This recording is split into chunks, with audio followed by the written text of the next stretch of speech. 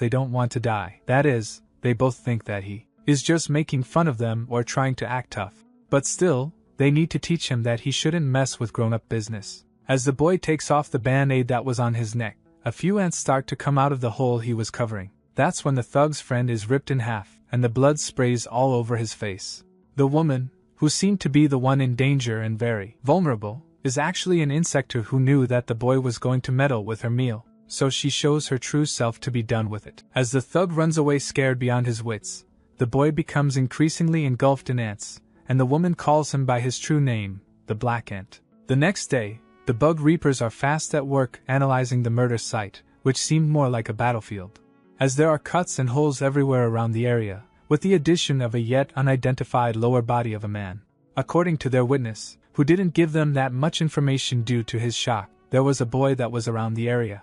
The main researcher pulls out a cigarette, and the smoke he unleashes kills a nearby mosquito, showing its pesticidal attributes. The first sighting of the insector was in 2005, as monsters resembling normal insects started appearing in the entire world. Everywhere they go, they cause harm whether to feed or out of enjoyment. But the most disturbing thing about these creatures is that they have seamlessly integrated into society and live among humans without a care. These are the insector. Most people still consider them an urban legend, but they are very real. So if they ever expect someone to be one, they should contact them as soon as possible. Signed, the Bug Reapers. This was a pamphlet read by the class head of a certain classroom. The teacher congratulated her for reading it so well, and he notes that most of them must already know of what happened yesterday in Name-and-Dawn. But it seems that the police are certain that it's connected to an insector, so they shouldn't hang about after school ends and go straight home. The class head, Choa, is asked by one of her friends, Jing, if she didn't live in Name-and-Dawn, which she confirms. So she asks her friend to go home together, as she doesn't feel safe walking alone. Two guys start discussing the bug people too, with one asking if he thinks if these things are really real. The other believes it as they have an insect in their class too, this guy Mi-sung who looks like a drone. The teacher asks everyone for the assignment he gave them last time, but the whole class starts groaning, which makes the teacher say that it will be graded even if they didn't do it or not, so it will affect their overall grades. As all of the students continue to groan and be angry that they didn't do their assignment, the teacher tells Choa to gather up every assignment and bring it to him once she is done. The bell eventually rings, and after the teacher leaves, the two boys tell Choa to not submit the assignments as besides her and some other nerds, nobody has done it, so they should also sink with the ship and give it up. It's just a grade after all. They start fighting about it as Choa clearly doesn't want to do it only because they're irresponsible. But that's when Mi-sung stops their argument by putting his assignment in Choa's face and telling her that this is his. She thanks him with a blush on her face. But as he sits back down in his seat, he spots an ant that walks up on his notebook and seems to resonate with him somehow.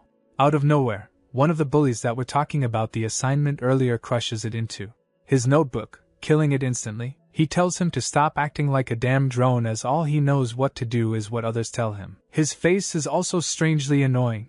And why does he even wear a bandage on his neck? He got a hickey or something. As Mi-sung just looks at them, Choa asks her friend what a hickey means, which makes her immediately start blushing and tell the bullies to stop as it's none of their business. Even with that, they decide to still take it off, revealing that he only has a big black spot on his neck. This makes one of the bullies mad. Why is he even trying to cover up something like this to seem cool or interesting? That's when he notices that an ant comes out of that hole and crawls down his neck into his uniform, scaring him witless. He falls to the ground and swears to his friend that an ant just came out of him, making his friend think that he actually lost it. Jin asks Choa if she actually likes Mi-sung, which makes her instantly blush and deny it. But in her head, it's only natural for her to like him. He is very athletic, studious, and eats like a bull. How can one not like a fine specimen like that? Later, Choa goes to the teacher lounge and gives their teacher the promised homework, with only her and Mi-sung having completed it. The teacher swears at the other students under his breath and says that she and Mi-sung are free to go home, as everyone who did not do their homework must attend the garbage collection after school. As Choa walks back, she wonders if it's okay to say this to the others, as they might get angry if she tells them about it. But she also doesn't want to go home alone, so she gets the idea to invite Mi-sung to come with her, as he also lives in the Name-and-Dawn area if she remembers it right. When she walks back to class, she spots Mi-sung putting back his band-aid in a nearby mirror, and she explains what the teacher told her, that they are free to go. So, would he like to go home together with her maybe? Mi-sung apologizes as he cannot do that since he has some urgent business to attend to. Reluctantly, she lets him go. At the incinerator, the students start to clean up, but the bullies are very mad that they have to stay behind and do something like this. Sae-jin tells them to just clean up as they will be done quicker. But when someone asks if they will at least get some extra grade credit for it, Cho-ah responds with no. As she is crouching down and sweeping in quite a sad fashion, Sae-jin asks her why she isn't just going home, but she says that she's actually waiting for her, while also explaining that Mi-sung rejected her invitation, so she has nobody to go home with. Sae-jin is surprised that she mustered this much courage, but isn't that guy just too harsh? He could have accepted. Cho-ah tells him that she doesn't know a thing. He is actually very sweet and cool, and a bunch of other colorful adjectives. As the others continue their work, the bullies go out behind a building for a smoke break while still talking about Mi-sung and the ant that crawled out of his neck. The bully who saw it promises to mess with him tomorrow, as he has not done, but it seems that he won't be able to, as an insector was waiting for them, eager for their flesh. He instantly kills both of them, with one of the bullies' heads flying directly at a classmate's feet. She immediately starts screaming and running away, while telling everyone to do the same, as there is an insector on the loose. As the insector comes out of his hiding place, he repeats the same words, "I told you." He says them again and again while killing everyone who is not fast enough to dodge his onslaught. But even if the students try to get out of his way, he just seems too fast for them. Sae-jin is suddenly pulled back by one of the male students who is now in full survival instinct, so it's only natural for him to do something like this. As she falls, she hits her head on a rock. Cho-ah immediately crouches down to her level and tells her to wake up as they have to run away now. Unfortunately for them, the insector is already behind her, repeating the same words. Cho-ah gets up to defend her friend, but that's when the carapace of the insector opens up, and out of it comes the teacher's head, who notes that he told her to leave after school. She is shocked by this, but the teacher is extremely mad as he told her, yet she didn't do it. Now he must silence her for good before his mighty attack can crush her into bits. A fast and dangerous line of ants cuts both of his arms off cleanly, saving Cho-ah's life. When she looks to see who saved her, she sees a person wearing a black suit, almost looking like a hero from the comics. As the black suit hero stands proud, Cho-ah falls into unconsciousness, as all of this is too much for her. But the hero grabs her before she can fall. The teacher asks him why he is killing someone of his own kind, as he knows he is the famous black ant. But does he really fight for the people? This imposing figure seems to actually be Mi-sung. The teacher starts screaming at him as they are at the very top of the food chain thanks to their endless evolution. They have surpassed all other species on this planet. There is no longer a need to protect these insignificant creatures. They are not the bugs. Mi-sung responds with a single punch that sends the teacher flying into the nearby building. He picks up both girls and gently puts them down somewhere safe. While saying that he does not fight for these people, he fights for something else. It's just like him, he is only hunting. The teacher asks if he is so malnourished that he would actually resort to eating his own, but fine, if he wants to do it that way, then so be it, as he also has a hard time finding food. So he will consume him and leave the humans be. He charges into Mi-sung while in a ball shape, which actually manages to hit him, and even if he tries to stop the attack, it proves to be too powerful, so he is sent flying into some trees. The teacher notes that even without his arms, he can still kill a weakling like him. As if he is an ant, he should just sit still and be crushed like one. He ascends high into the air and launches himself towards Mi-sung, who cannot hope to dodge, so he is hit with the full brunt of the attack. The teacher does this again and again, leaving Mi-sung's body utterly crushed under all of the force, with him unable to do anything. As the teacher prepares one final attack, the heaviest of them all, Mi-sung tells the ant to prepare for combat, as their opponent is coming. The teacher does manage to descend on him with full force once again, but he doesn't notice the gaping hole that he has in his chest due to Mi-sung's secret weapon. With him in place, he uses transformation to remove the ants from his legs and enhance his arms, enhancing them into something truly monstrous. The teacher tells him to let go, and Mi-sung does just that as he throws him with full force. He doesn't stop there, however, as he uses the momentum to grab onto him and pummel him to the ground before the teacher can ask where his power comes from. Mi-sung once again raises him in the air and starts crushing him slowly with his increased strength. The teacher begs him to stop as he has not evolved enough in his life, he didn't reach his true form. Mi-sung has no mercy for him, however, and like a used soda can, he crushes him into bits. With his objective completed, he says that he is quite hungry so he should go and eat. But behind him, there is another insector who apparently watched the fight go down with great anticipation. Eventually, the bug reapers appear, with a lot of students taking pictures, and some reporters are also there to talk about the situation. The previous researcher and a new one start looking around the area, and they notice that this place also looks like a battlefield more than anything. Perhaps some insects were fighting, but why do that since there were people here? The other researcher remembers what the thug told him about the kid appearing and notes that it must have been for defense, be it territorial or something else. One of the bug reaper workers tells him that the schoolgirl who survived the beetle attack just woke up and said that a man donning a black hero suit saved her. As they walk to the ambulance, they hear that one of the other students who survived gets interviewed. He says that he instantly saved all of his friends who could not escape and quickly reported the scene to the bug reapers. He spits out all of these lies with a smile, and he even tries to show them the footage that he recorded of the beetle beasts, but his recordings are blacked out and most are corrupted. The employee says that if that kid really had something, the journalists would have been on it first, so shouldn't they just get them out of here so that they don't interfere any longer? The smoking researcher tells him to ignore it as this is not an urban legend any longer, so it's only natural for the media to get into it. The scarred researcher asks if this will even be taken seriously, as unless one is a victim themselves, it is hard to believe in the existence of these things. As they arrive at Choa's location, who is talking with her mother, she puts her respiratory helper back on her mouth as she doesn't like people who smoke at school. He puts the cigarette out and says that it's actually an insect repellent, but he will stop for her. He asks about the incident. Does she recall anything important? She explains that when that monster that was once their teacher tried to kill them, a black-suited human appeared. The scarred researcher asks why she is calling that thing a human, which she doesn't really know. He just seemed like a human, even if he looked different. She was knocked out afterwards, so she doesn't remember much else, but she knows that the guy who saved them was different. He protected them. The smoker researcher asks if there are any other students besides her that were exempt from doing the cleaning, and she says that there is only one, Mi-sung. When he gets home, Mi-sung's grandma invites him warmly and tells him to come and eat as she has prepared all of his favorite dishes today. Mi-sung looks at all of the food with a certain disgust and says that he is not hungry today. That's when the grandma notices that he is bruised up and really dirty in some places, so she asks if he's fine. He confirms it while apologizing once again that he cannot taste her cooking, but to her, it doesn't matter so long as he is healthy. She tells him to go into his room and not worry about the food, as she is sure that he needs to relax. But he still feels guilty about it, and says that he will eat it all in the morning.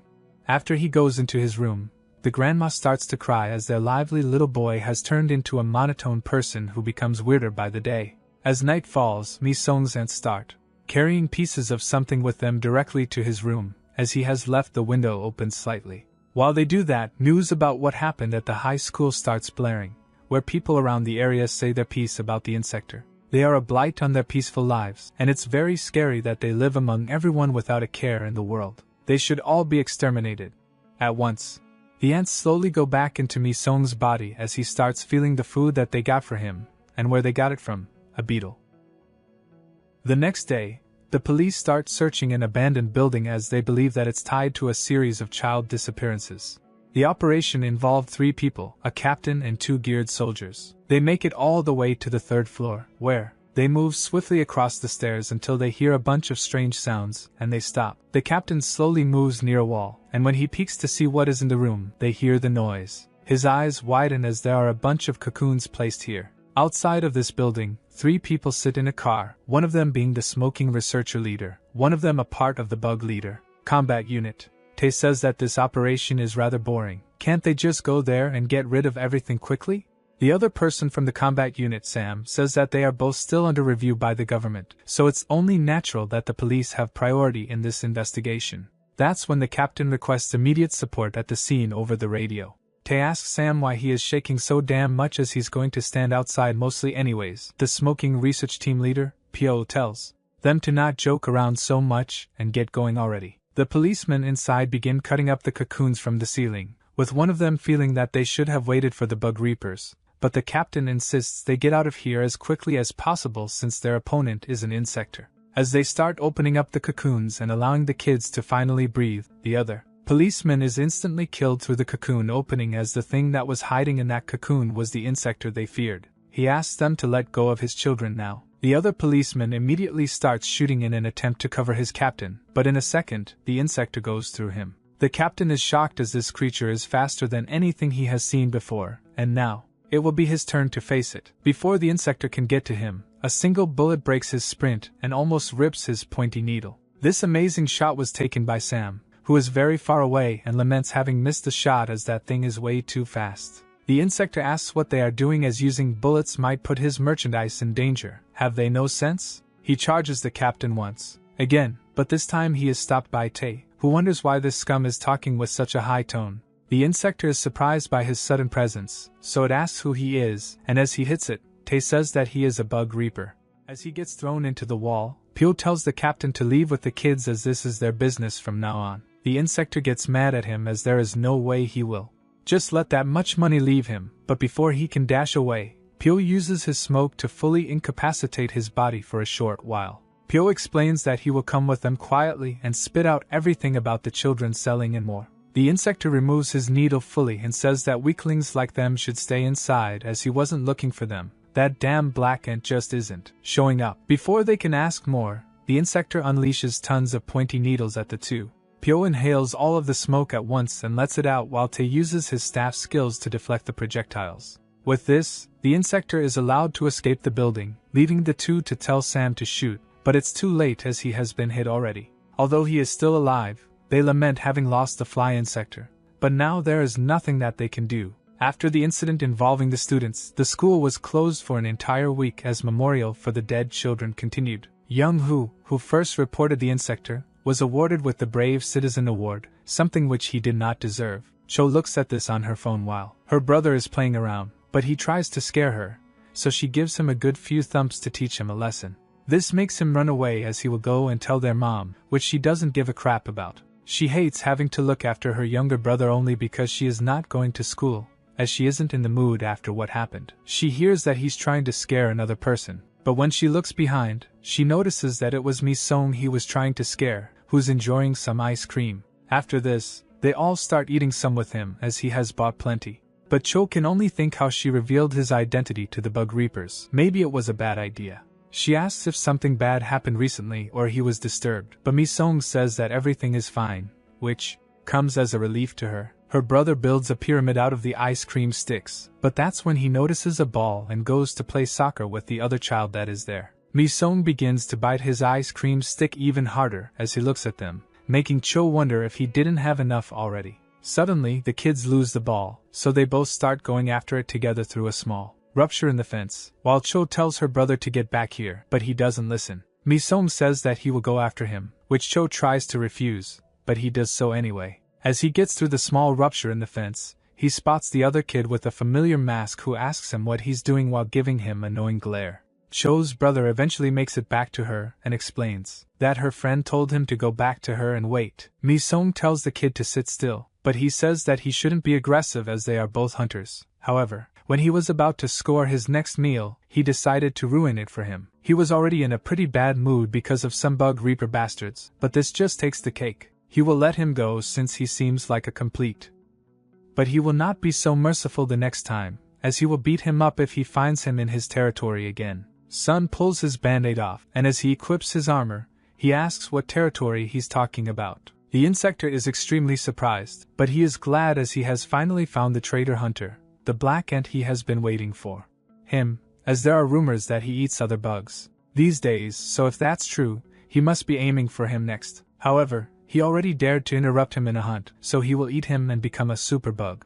The insector transforms into his original form and immediately strikes Mi-sung, who just regenerates back his armor. The insector is not done, however, as he keeps moving at lightning-fast speeds while mocking him for daring to fight someone as mighty as him. Mi-sung just scratches his head, and with one "shut up," he puts the insector into the ground with a single punch, his patience having run out a long time ago. Eventually, Mi-sung gets out of the wooden clearing and notes that he found the ball and took it back home to its owner. Choa's brother asks if he can eat more ice cream as it seems to be too much for just one person. Choa finds his attitude rude, but Mi-sung smiles and says that he can have it all, something which surprised her as she has never seen him smile. She asks once again if they can have all of this, and he confirms it again as he is very full now. In the wooden clearing, the insector's body lies desecrated as the ants eat him slowly but surely. After their sudden vacation is done, the students go back to school like nothing ever happened, with most just chatting about what they did with the week they had and a myriad of other things, nobody thinking about the insector and how they are everywhere. When Choa gets to her class, she notices that her class, Class 3, is closed for the time being, and each student that remains was transferred to another class. She wanted to at least respect their passing and hand some flowers over, but it seems that she can't, and with this, she is not the class president any longer. When she gets to her new class, Class 5, she looks at her conversation with Sae Jean, which is one-sided as she hasn't responded to any of her messages, the reason unknown to Choa. She closes her phone and is quite mad that she still ended up in class with that smiley bastard who is recognized as a hero for no reason.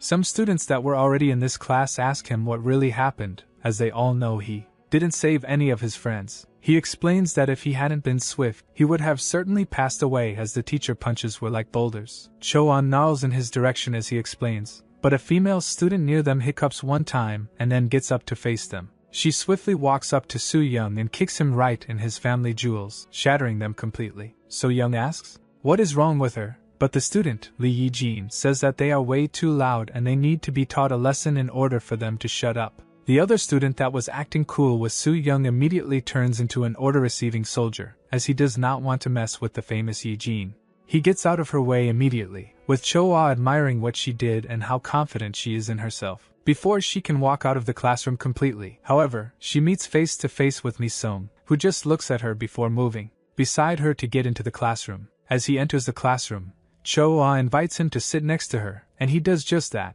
But as he does it, she explains that Yi-jin is really cool. She actually managed to shut So Young up by kicking him into a world of pain. Apparently, she is also a real deal in this classroom as she keeps yapping about the new class and so on. Mi-sung just opens up a bag of chips and starts eating it before class starts to appease some of his hunger. After the class finishes halfway, Mi-sung tries his best to study, but his stomach just keeps growling, which is quite audible. Choa invites him to join her for lunch later, as he seems quite hungry. He agrees, but as the teacher explains what will and will not be on the test, Mi-sung suddenly feels the presence of another insector, which hits him like a truck as all of his senses tingle. After class inevitably ends, before Choa can even ask him to get going, he sprints out of the classroom, making her think that he really is hungry. Mi-sung immediately jumps the school fence and starts running like his life depends on it, while the two bug reapers, Tae and Pyo, discuss whether or not that fly insector is still alive or captured by someone else.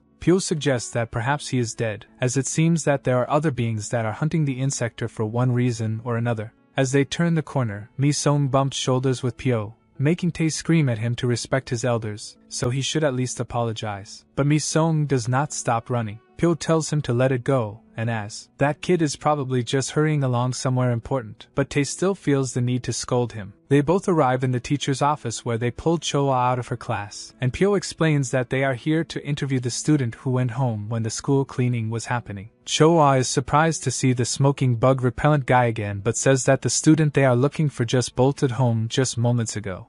Perhaps he was really hungry. Tae believes that it was that rude student who bumped into them earlier, but with their business done, Pyo hands over a business card and says that she should pass this on to her friend whenever she has the chance to. With that, they decide to go visit Sam at the hospital while Choa just looks at the card, which has a few words of information and a phone number below. A bunch of roads deep inside of some long-forgotten tunnels, the insector that Mi-sung had felt waits patiently, and sure enough, he arrives ready to brawl in his full ant suit. The insector slowly descends from his waiting spot and beckons him to come forward, clearly challenging him to a fight. Mi-sung is the first to attack, but his attack is redirected, and the insector uses his other hands to push him away. This does not stop Mi-sung, however, as he moves in to throw another punch, making the insector start to wobble and move weirdly. This is not because of Mi-sung's punch, though, as he notices that one of his ants is on a piece of silk that is connected to the insector. As a test, he summons a bunch of ants in a ball and throws them at the insector, which eventually reveals that This insector is actually being controlled by a bunch of silk strings that the ants managed to cut up, leaving the insector lifeless on the ground. Mi-sung gets closer to analyze the insector, but as he picks up the strings, the insector seemingly comes back to life and, with a final smile, spits out a bomb from his stomach that immediately activates and explodes before Mi-sung can even think of moving. After the dust clears, two insectors stand before Mi-sung, with one of them noting that he probably didn't expect something like that, right? But this must be his first time being caught, considering the countless murders he already did. The silk insector asks if he was the one that killed the fly, which Mi-sung doesn't respond to. The bomb insector notes that with that damned fly out of the picture, they are left in a rather difficult position as customers who are asking for young meat are now yelling at him only because he decided to play the hero. What a joke. He should know though that he is only killing him now because his hunting is interfering with his work, so he should feel unlucky or blame himself for this blunder. Before he can shoot another bomb, the silk insector decides to rip his head off completely with a kick, but no blood spills out as she does this, as this was just a shell that Mi-sung left behind. She is surprised when she sees this, but the bomb insector, who calls her Silky, says that they have been fooled, that bastard got away. Unfortunately for them, Mi-sung did not run away and is now above Silky, allowing him to hit her straight in the head with a heavy boulder punch. He immediately moves on to the bomb insector who, despite his rather weak physical condition, moves swiftly but not swift enough. As Mi-sung's attacks start to go through out of pure desperation, the bomb insector unleashes a bomb that actually manages to hit him, but he manages to defend himself with the few ants he has on him and go on the counterattack once again. Unfortunately, his attack is blocked by Silky, who congratulates him for getting the upper hand for a bit, but he shouldn't forget that this is a 2-on-1. He has no real chance of victory.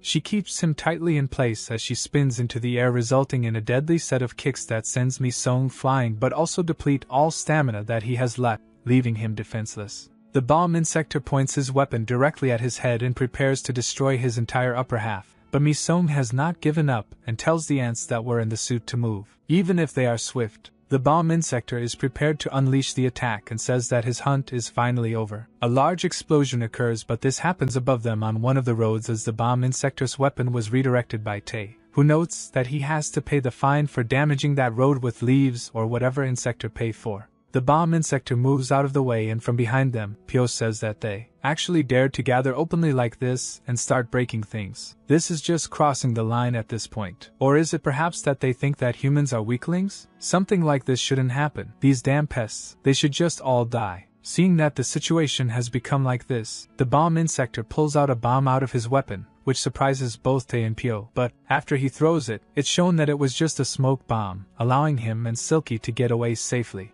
Tae has had enough of these flying bugs, and Pyo wonders if they could get some helicopter support one day. Tae thinks that it's fine as they at least have this black ant to ask things of, but Mi-sung is long gone, making him scream out as the commander will have their heads for this blunder. Mi-sung, while bleeding profusely, slowly but surely makes his way back home, leaving pools of blood everywhere he goes. When he gets back to his apartment, he starts eating all of the cooking that the grandma made for him, making her wonder what happened as he came back home injured and with an endless hunger in him. Just what did he go through now? Mi-sung thinks that he could not devour a single thing, so he has to fill this hunger up with something else. But even so, he is still too hungry. After he is done eating, he makes his way to his room and closes the door. But as immediately as he's behind closed doors, the pain starts and the questions of others start popping up in his mind. Why is he killing his own kind to protect humans? That is not the reason. He remembers how the fly insector told him that he broke the rules of their world by eating his own kind, but that's not it, as those rules have no meaning for someone like him. He has to eat and eat and eat until there is nothing left, otherwise he will be the one that is eaten as the ants are doing right now, causing him to scream out in pain. In a broken-down warehouse, a familiar figure pulls 3 corpse bags around, using string, eventually arriving at a cooling room where they throw the corpses in so that they are as fresh as possible. However, one of the corpses is not a corpse, as inside there's a living human who begs for salvation. The person throws him in with the others and slowly starts closing the door as the man, who continues to beg for his life, is engulfed in complete darkness, forced to freeze with the other lifeless corpses around him. Somewhere else in the warehouse, an elder man smashes the table as he's extremely mad that they didn't manage to capture the black ant, as that would have surely attracted the attention of the heavenly insects. However, those damn bug reapers just decided to come out and ruin their plans. If it wasn't for them, they could have made something of themselves. He tells the familiar figure, who is actually Eugene, to increase the human supply, as what she is bringing in right now just isn't enough. She says that she is increasing it already, but he should keep something in mind. She doesn't enjoy doing something like this, so he should stop saying it like she is lazy or something. The now identified bomb insector notices her uniform and walks closer to her, as the uniform she has on right now is the exact same as that guy who is known to be the Black Ant. Does she perhaps know who this Black Ant figure really is? She smacks his hand away harshly and says that he has become quite annoying. Just how would she know that bastard? There are countless students in their school as it is. She can't just know all of them. The bomb insector says that it still doesn't matter, as the fact that he is a fellow student still stands, so she should easily find him and kill him, as he has caused enough damage as it is. She is hesitant to do this, as she is already doing very difficult work as it is. Why does she have to do this much work for that bastard? Before she can say what her goal is, the bomb insector starts choking her, as he says that previously she said that she would do anything, but now his orders have come dirty and ugly. Did she really think that she could work with the prestigious thousand-legged work with only this amount of resolve? How pathetic. Suddenly, his dog starts barking uncontrollably at one of the human supplies that is getting away. The bomb insector looks at this out of the window and then on the cameras, noticing that the freezer door is wide open and one bag is empty. So he asks Eugene if she forgot to lock the door, but she says that this is not the case. Even if this does put him at a disadvantage in terms of numbers, he will overlook it as this is a human mistake and she has yet to fully develop as an insector. He transforms his hand real quick and says that they should continue their conversation, as he will deal with this easily. So what did she want to say? Eugene says that she's quitting as this partnership is way too toxic at this point, and she isn't getting that much from it. The bomb insector clicks his finger one time, making the man outside start to glow, and his whole body starts to burn in a fiery glow as the bomb tucked in his chest activates, exploding in a fiery cloud. The bomb insector says that she already knows how he deals with things that try to get out of his grasp, so he will say it again only because he is considerate of her. She will kill the Black Ant. Back at school, students line up for the cafeteria after their first class, but the lunch lady doesn't want to give the incoming students any more sausages, as then the first grades will have nothing to eat. Then Soo-young, who is also waiting in line for his food, notices that Mi-sung has finished tray upon tray of food and he is still eating, much to everyone's surprise, even Cho-ah, who believes that he is eating more than usual. Just what is wrong with him to be feasting like this? Mi-sung continues to chug food down his throat, but this doesn't stop the ants, who are still hungry and are now munching on his flesh. Once again, he starts to shake and wail in pain, making Cho-ah ask if everything is alright, as he looks rather sick. But that's when Soo-young comes next to him and says that he is rather selfish, as some people are too poor to even get a single thing from the cafeteria, but he just gets unlimited refills whenever he wants to. Is he perhaps the Mi-sung of a banger or something? Cho-ah tells him to get off him, as he pays for every meal that he has eaten. It's not like he gets these for free. Soo-young finds it amazing that he was able to pay for 10 entire lunches, but the food that he managed to gulp down is far beyond human limits. Is he perhaps an insector? This makes the once chatty cafeteria hall fall silent until Cho-ah starts screaming at Soo-young for being a jackass, but this also attracts Eugene's attention. Cho-ah and Soo-young continue fighting about Mi-sung, as he feels that he is certainly hiding something, since he wasn't there on the cleanup day. They fight and fight until an ant bites deep into Mi-sung's succulent flesh, and his whole world starts to turn upside down, as Soo-young starts screaming that he is a suspicious bastard. Suddenly Mi-sung grabs him by his jaw and pulls him high in the air, but he finds the humanity in him to throw him away into another student and run away, as he can't control himself any longer. Eugene takes note of this while Soo-young sits defeated with food on his head, as Mi-sung walks up the stairs, his hunger increasing more and more, and the ants, who were once docile, start coming out of him as he has lost control over them. They come out of him and take control of his entire being, while Eugene, who also climbed up the school, notes that it seems that he likes to advertise that he is the Black Ant in front of other insector. She apologizes as she has no ill will towards him. She couldn't care less that he eats other insector, but she has her reasons as she completes her transformation. Mi-sung notices an insector in front of his rage-filled eyes, so he rushes in to take a bite as that is the only thing that can appease his hunger. Eugene instantly summons a bunch of silk and blocks his incoming attack. Will this fight finally reveal Mi-sung's true identity to everyone else? As Mi-sung has passed out, He dreams of his insides where 4 large ants are holding him in place while another comes to take his head. He asks them how much blood do they want, how much slaughter must he do to appease them. Has he not done enough already? The ant slowly makes its way to his head, and before eating him, it says that it's not nearly enough. That's when a red ant comes to his rescue, and much to his surprise slaughters every single ant that stood in his way as it is much bigger than them. He can only wonder what this is about as he wakes up in his bed, his hunger and pain seemingly subsided. He gets out of bed but doesn't remember a single thing about what happened on the roof. Did the ants manage to kill that girl, Eugene? His grandma says that he is finally awake. He should eat something to reinvigorate himself, but Mi-sung refuses as he is quite full. The grandma wonders why that is. Did he perhaps catch any bugs? He doesn't remember anything of the sort, so he asks how he got back home. She explains that a tall girl carried him here, the one with yellow hair. She brought him here while she was all covered in blood, but she was rather suspicious. Is she of the same species as he is? Mi-sung says that they are just in the same class while wondering why the ants calmed down as if they hadn't eaten her. Just what appeased their hunger. Suddenly, he feels another insector signal, this time from someone else. Someone is calling out for him. The bomb insector and Eugene sit in a calm and unpopulated field with the bomb insector saying that she made his job even more difficult. She says that she tried her best, but the bomb insector says that if she did, she should have killed him and be done with it, but she didn't. She gets mad at this as she can see the amount of injuries that she has. If he really wants him dead, then he can go ahead and fight him. That guy is no normal insector. The bomb insector's eyes turn vicious as he feels me, who is hiding under the train bridge, only visible after the train passes. They both start to transform as the bomb insector tells her to not be a disappointment now, but she tells him to shut up and do his job. She rushes into Mi-sung with a kick, but he easily blocks it, and creates a mighty punch that hits her right in the stomach and manages to break some of her carapace armor. She feels that he has gotten stronger, but instead of finishing her off, Mi-sung decides to ignore her as his target is the guy behind her.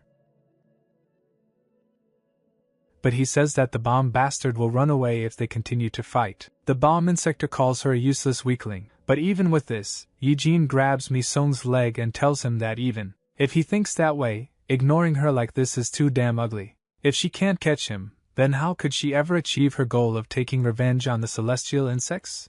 How can she possibly do that? The bomb insector calls her a useless thing that is crawling on the floor like a true bug, but now she can be disposed of without any remorse. Eugene asks him to stop as they had a deal, but the bomb insector says that she doesn't know a thing. Did she really think that he would help with her revenge? Who in their right mind would dare to rebel against the celestial insects after everything was done? He was planning on giving her to them just as she deserves. Eugene damns him for all that he's worth as she has endured gruesome things because of him, but now she will be put down by him like a sick dog. The bomb insector thinks that the end for worthless beings is pointless struggle, but she should be happy as she won't go out alone if she keeps holding on to that leg.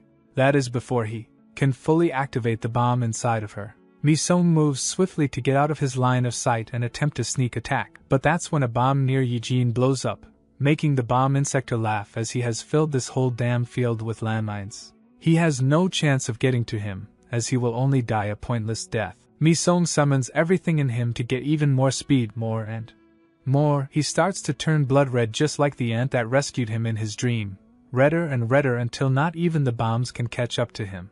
The bomb insector tries to hit him, but he is too swift, something which even Mi-sung recognizes as this speed is otherworldly. With this, he is able to easily take out the bomb insector by tearing off his entire head. As he stops, he wonders where this power is coming from and why his legs have grown to this size. Eugene watches in awe as the newly transformed Mi-sung stands victorious. The redness from himself starts disappearing eventually, so he throws the head of the bomb insector next to his corpse and tells the ants to eat as he turns back to normal.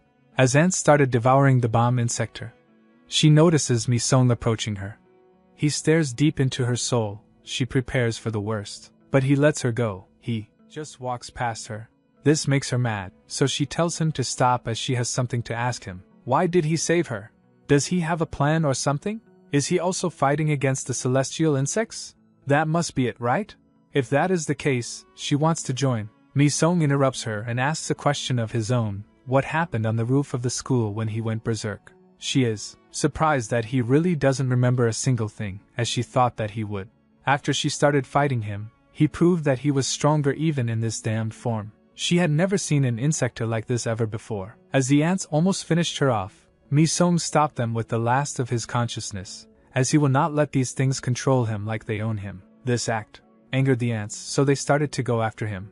But that's when Eugene jumped into action and stopped them from striking him. But why would he even harm himself like this? Does this monstrous side of himself have a will? That's when one larger ant started to glow in his exposed heart, which made him scream out and dispel all of the ants away before falling to the ground. She was surprised by all of this, as she had never seen anything similar in the entire time she has been an insector. But this made her think for a long while. Does she kill him, or should she sell him and make some decent cash? That's when she had a thought that perhaps he is the hidden card that can completely annihilate the celestial insects. That is why she carried him all the way to his house. But from now on, he should think carefully about his next move. He has become the target of the celestial insects, and since this bomb bastard is dead, the supply of humans in this area will decrease. So, they have little time before they start digging deeper into what happens. When that happens, can he confidently say that he will be the only target? His family, his friends, even humans who so much as dared to brush shoulders with him will be targeted. Everything he knows and likes will be hunted down. However, she can help him. If they fight together, they might actually be able to win against them. Mi-sung asks her to help him. He doesn't really care about those things at all. No matter who or what it is, he will devour it, not leaving a trace behind. He suddenly grabs the Eugene in and starts filling her mouth with ants, which makes her let out a blood-curdling scream. The next day, as school starts, the teacher in Mi-sung's class starts taking attendance. He continues to call out people, but he eventually gets to Eugene, who does not answer as she is not here. The teacher is quite confused by this, as she is not the type of person to just miss a day, even if she does skip classes. So he asked if anyone have his contact number, in order to see what happened. Soo-young's friend says that the strange girl has no friends, which makes Soo-young laugh and say that he heard there was a strange incident at Naemuncheon yesterday. His friend says that it must be her, as he has seen her over there a few times. If they report this, they will certainly become big shots. Eugene suddenly appears and tells them to stop speaking ridiculous things, but they should come to her after school ends as she has something that she has to talk with them privately. This makes the two smiley dumbass not smile anymore. She confirms to the teacher that she is here, and Mi-sung thinks about only one thing as she does so: the celestial insects. At the site of their previous battle, a bunch of bug reapers are gathered with them, only finding a prosthetic leg among the battle site, which makes them think that it's probably the insector that their leader talked about, a bombardier beetle, as nothing else could have caused so many explosions. After shaking it a bit, they find something in the prosthetic leg, a small sealable package with a strange thing inside of it. Suddenly, a large man appears and looks directly in the direction of the prosthetic leg, with one of the bug reaper researchers trying to stop him from entering. This makes the man holding the package look at him, but another bug reaper comes next to the intruder and tells him to go away, as this area is too dangerous for normal people like him. Not liking the bug repellent that was put right next to his head, the man removes the bug reaper's hand in one fell swoop, making him scream and reveal that he is actually an insector. The bug reapers that are there immediately get ready for battle, and they also try to report to their headquarters that an insector appeared. But in an instant, the insector punches them like they are butter, leaving only the bug reaper that had the sample. He screams at the top of his lungs, but he cannot hope to win against this insector. After he has done butchering them, he calls someone and says that the sample has been secured. The man over the phone asks if there were any incidents, but he says that everything is fine while looking at what the package contains, a certain type of bug.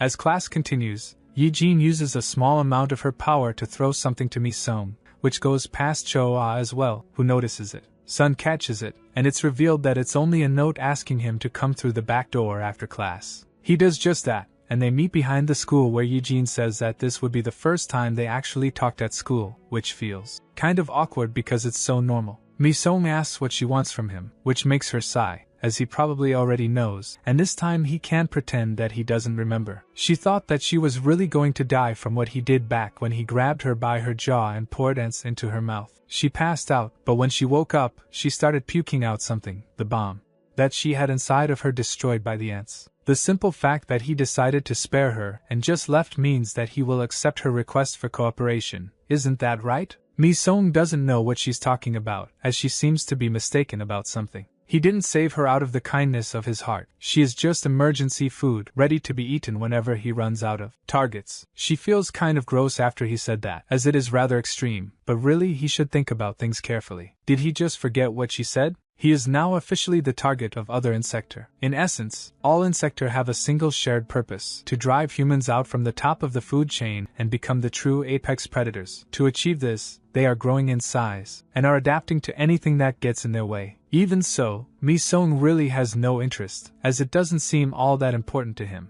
Choa looks at the two of them having a pretty active talk, and she feels kind of jealous, as she didn't expect those two to actually become friends. She doesn't feel any connection between them. That's when she notices two boys looking at the news on their phone, where it is shown that a new insector fighting suit has been made and it looks very cool to them.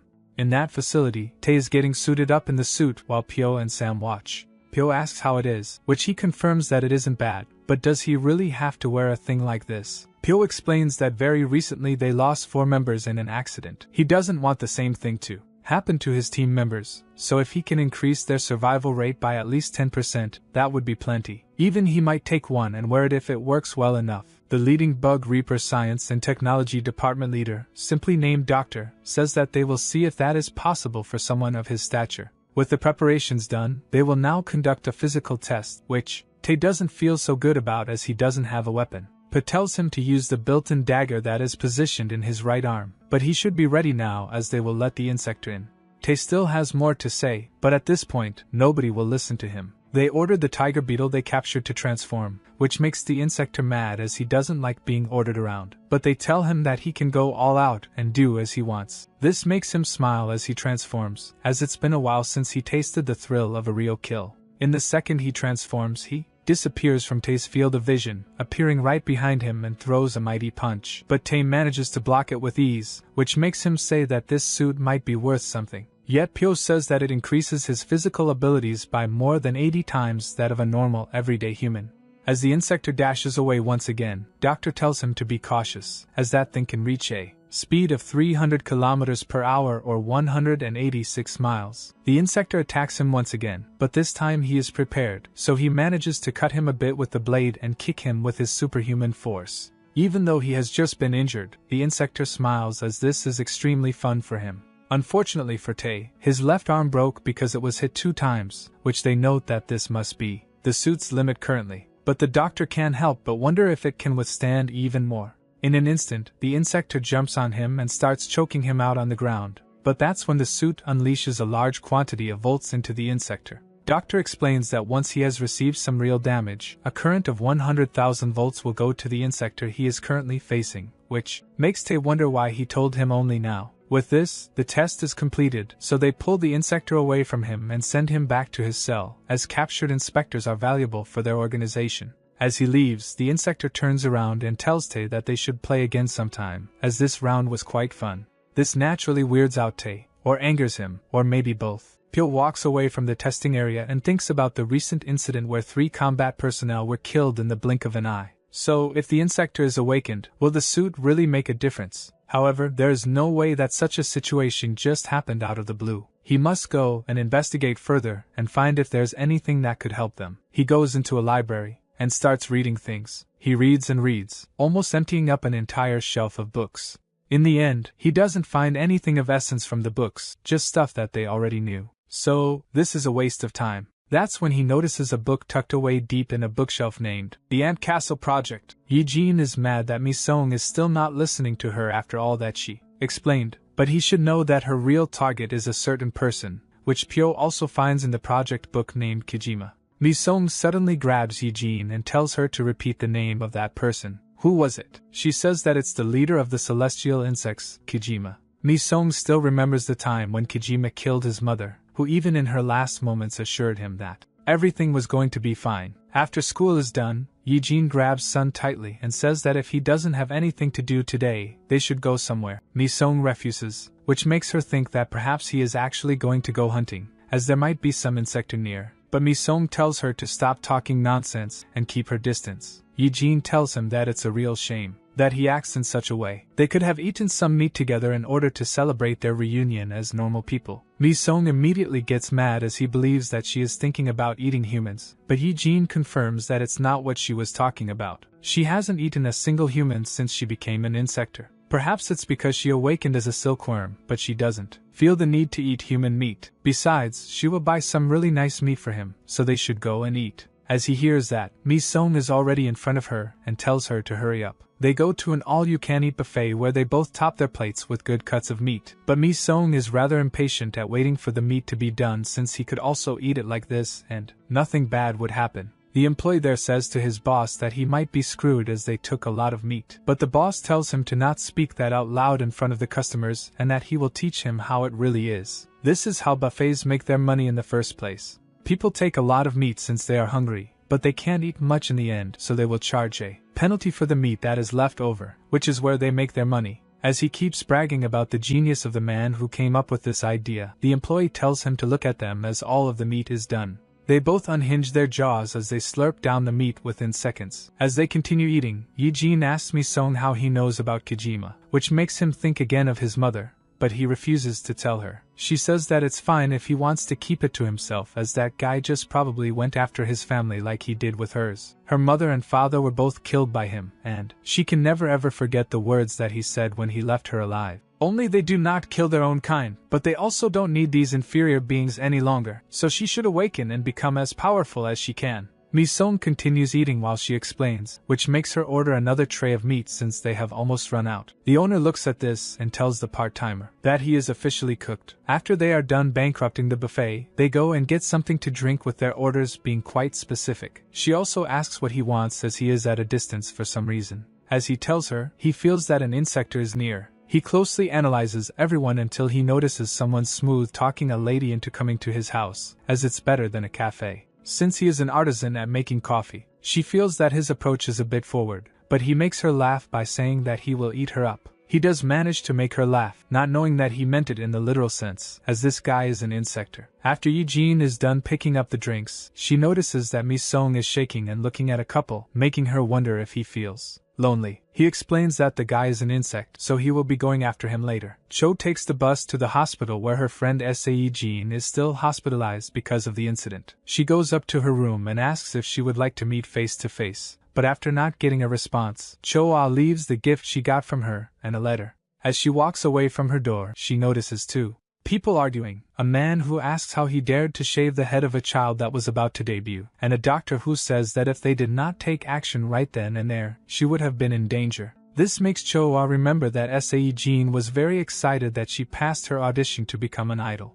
That's when a gorgeous nurse walks past who is smiling for some reason. Yi-jin sits in her bed still thinking about what happened that day, but her door suddenly creaks open, making her scream out, thinking that it's Cho. However, it is not Cho, it's the pretty nurse who doesn't seem to be a nurse at all. She says that she must be really angry at the people that did her wrong, but she shouldn't bottle it up like she has been doing. She pulls out the strange parasite thing that we saw previously, and says that with this she can have revenge on those annoying humans. She gives it to Yi-jin, who is too puzzled to refuse, but the second it enters her system, she starts convulsing all over the place, and she also screams out, making the woman laugh as this is exhilarating for her.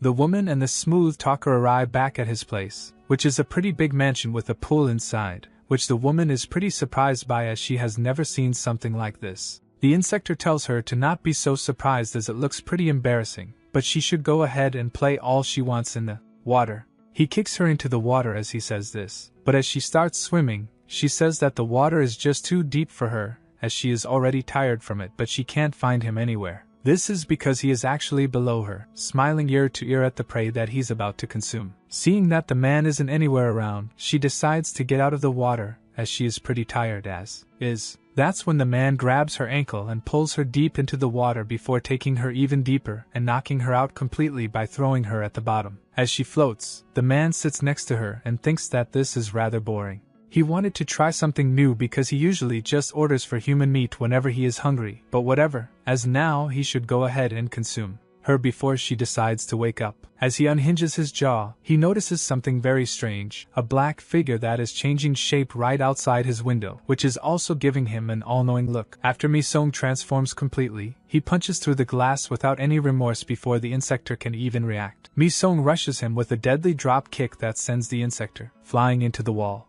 This isn't enough to stop him, however, so he rushes back in and punches Mi-sung, something which sends Mi-sung back a bit as he flies through the air. Yi-jin uses a silk technique in order to completely engulf the insector and catch him in a cocoon of silk. She also pulls out the harmless woman out of the water who did not suffer any serious injuries. Yi-jin notes that it was a good thing they decided to follow after them, otherwise she might have been minced meat by now. The insector is very mad with them and asks what kind of bastards dare to disturb someone else's meal like this. They both get in front of him, and he asks if they can even handle the consequences of attacking him. Do they even know who he is? Mi-sung doesn't care as he will consume him nonetheless. Yi-jin tells him to stop as if they capture him, he might prove to be useful to them, even if he does seem like a bastard. The insector finally gets who he is. He is that black ant fellow who hunts his own race. Only he naturally heard the rumors about him, but he seems to be more troublesome than advertised. However, he is going to devour him and his little fairy friend. As he starts to transform, Yi-jin tells him to not even try it as he can't hope to get out of his restraints now. But unfortunately for her, he starts doing just that as they have severely underestimated him. The two have seconds to move out of the way as the insector unleashes a myriad of scorching hot blades that even manage to hit them but not at full speed, which reduces the damage they take. After the blades are done flying about and the insector has made some distance between them, he explains that they shouldn't have been so confident just because they hunted down some small fries. As they cannot hope to defeat him, a member of the heavenly insect, their arrogance will be their undoing. This is Zagana, a pond skater insect. He beckons them forward as he wants to see what they are capable of. So they both jump at him while unleashing their techniques, but Zagana smoothly blocks them and uses his twin sword technique to slash both of them in a heartbeat, showing just how much power the heavenly insect group has as Sun falls from the air because of the attack that pierces him. Zagana prepares to unleash another attack in order to finish him off, but Yi-jin arrives just in time to get Mi-sung out of the way. After she lands, she wonders how he can get this much speed, but seeing that he is able to stand on water, it's probably his ability. If they go anywhere near the water, it will be a kill zone as he is very swift there. She thinks that all of the heavenly insect members are very strong, even among other insector, but she never thought that it would be to this extent. As she thinks, Mi-sung just decides to go in once again while telling her to lay some silk thread on the surface of the water. She doesn't know what is going on in his dumb head, but she does this nonetheless. Mi-sung charges in with even faster speeds as he wants to manifest that red power once again. He needs to in order to win this fight. As he approaches Zagana, he cuts one of his antennas off, making Mi-sung think that he needs to get rid of his dual swords as these things are the main issue in this fight. They continue to trade blows with Mi-sung becoming progressively redder and redder as the fights go on, with his punches also becoming more deadly. However, as he tries to go for another punch since Zagana is now defenseless, his face is suddenly revealed as his face armor is cut in half. It seems that the swords that were in his back aren't just for decoration as he put his other swords on his legs and is now pulling out the swords from his back, revealing his true fighting form. With his newfound speeds, he unleashes a powerful attack on Mi-sung in the blink of an eye, which makes him bleed. Zagana then notices that there is thread all over his swords, something which he did not notice. But even so, she is too arrogant with her movements as she cannot hope to injure him enough. She uses all of her power in order to cut his head off, but his armor is just too strong, so he smiles as he strikes the water below him, creating an attack that pierces through Yi-jin with ease. She starts screaming from the pain, and Zagana, thinking that he needs to end her existence in a flashy fashion, throws one of his swords in the air, which will definitely hit her. However, before it can do that, Mi-sung moves swiftly and grabs the sword, allowing him to pierce the arrogant Zagana with his own blade. He tries to hit Mi-sung with his remaining sword, but he defends himself with all that he can while sending ants through the sword, which go and eat Zagana's insides slowly, making him scream out in pain. Before he can fully kill him, the bug insector from before comes around and stuck Mi-sung straight in the face, sending him flying towards a wall. He notices that they actually managed to defeat this dumbass, so he throws an invitation card near Mi-sung, as strong people are always welcome. This card is for a certain club named Six Shot, a place only for the strong and vicious in a dark alley where nobody dares to go into without a good reason. Jean approaches a fat boy who signed up for a dating app that she is also a part of. He says that they should go ahead and start their date, maybe go somewhere to eat first. But that's when she suddenly approaches him and says that she wants a kiss, which he happily accepts but thinks it's rather straightforward, not that he minds. Suddenly his insides start to be churned out, and his whole body becomes brittle and skinny as Jean has eaten him up from the inside using her newfound abilities. The pretty woman comes around and hugs her, asking how her first taste of human flesh is as she licks her lips. She smiles as it certainly was very delicious. In a random train, people are traveling just like usual, with most looking at their phones, while others just zone out, waiting to arrive at their destination. But suddenly, a man starts talking to himself out loud, apologizing to someone or something as if it's hungry, but he doesn't know how to feed it. That's when he gets the directive to consume, and a large tentacle mouth comes out of his mouth, and starts consuming anyone that stands in front of him. In such an enclosed space, it was easy for him to kill all of them. But now he has enough food to feed the thing that was commanding him. As Choa walks to school in the morning, she notices Mi-sung, so she moves a bit faster to catch up to him. But when she finally does, she notices that he is all beaten up and pretty swollen, leaving her quite puzzled. When they walk into school, she asks how he got so many injuries, with him explaining that he just had a fight that he won, but he also lost, if that makes sense. Choa is surprised by this, as he doesn't seem to be the type that gets into fights for no reason. But Mi-sung says that he really couldn't help it at that point. When Choa looks into class, she spots Sejin, who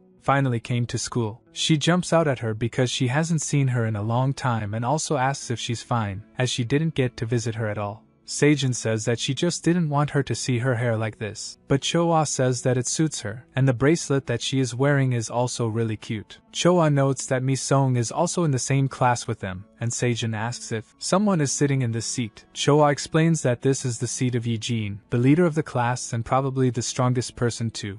In a pretty small apartment that could be considered a storage room for most, Eugene lays in her makeshift bed as she is still recovering from her injuries. She also messaged Mi-sung about if he is going to school or not because of his injuries, but it seems that he is already at school, making her wonder what kind of regeneration he has. She also thinks that this is the first time she ever skips school without even going to attendance, which is quite weird to say the least. Back in class, Soo-young spots that Sejin is back but with an entirely new haircut. He greets the former idol trainee and also looks at the back of her head, noting that it must have hurt tons when it happened. Well, she just cracked that part of her head, so she should consider herself lucky, as the other kids died even if they ran desperately just like her in order to survive at least one more day. Naturally, those who are meant to live will most certainly live. Since she survived in such a healthy manner, it's fine if he feels a little less sorry for her, right? She survived, for goodness sakes. Sejin has had enough of his heartless yapping, so she gets extremely mad and a red glint appears in her eyes,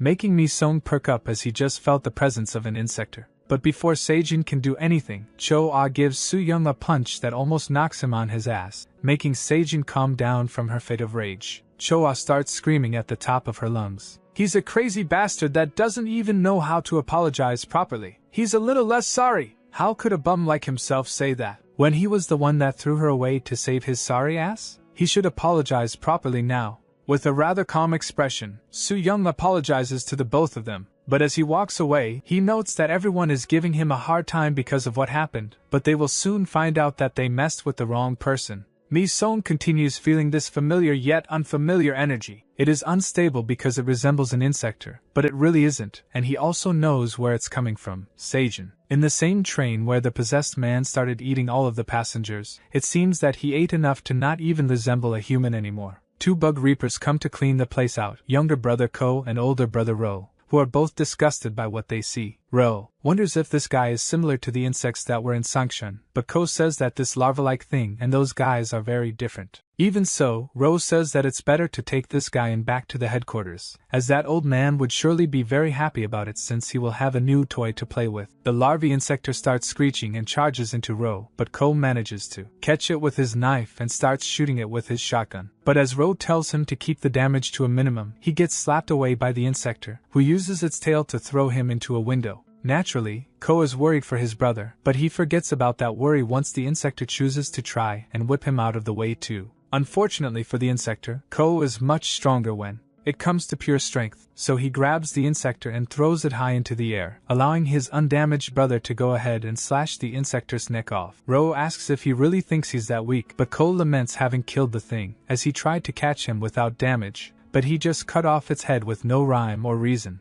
Ro notes that it's about time they go back, but that's when a really small larvae, all too similar to the big one, pops out of the corpse, which looks at Ro and beams itself into his head in a split second. Ko asks where it went, as he didn't quite catch it, but his now controlled brother notes that they shouldn't worry about it and head back to their headquarters. Eventually, they arrive at the Bug Reaper B branch Sector B, where Ko notes that when that old man sees what they got for him, he will be so surprised he will die from it. Rose says that the old man is already on his deathbed, which surprises Ko, as he didn't expect such a grim comment from him.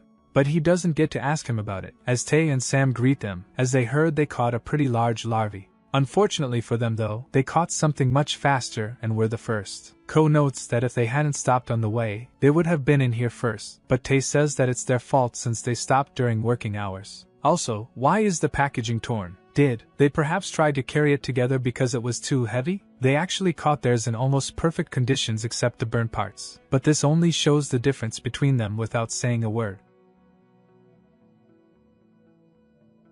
But Sam thinks that he's just being moody again. In the autopsy room, the old man gets the news that the Roko brothers captured another creature of the same type, which comes as a surprise for him. Just why are these creatures everywhere? From this one, he manages to pull the parasite out before it can switch hosts. At school, the bell eventually rings, and everyone gets up to go home, but Choa invites Seijin to an eating spot as they haven't been to one in a long time. She agrees, and they eventually find a spot that suits their needs, but Seijin is quite confused by Mi-sung's presence. Are they dating or something? Mi-sung tells her to mind her own business, and Choa becomes flustered as he was just hungry. They start staring down at each other, creating an atmosphere that even Choa can feel as it's quite tense. After the meat is eventually done, they start eating, and after having a nice meal, they get some drinks and start walking around town while Seijin and Choa talk about various things, looking like nothing ever happened and life has just gone back to normal. However, when Seijin gets a phone notification, her entire mood changes, and she says that the teacher called her back to school. But Choa says that it's fine as she had a lot of fun hanging out. They say their goodbyes to each other, but Mi-sung just looks at her, knowing full well how dangerous she has become.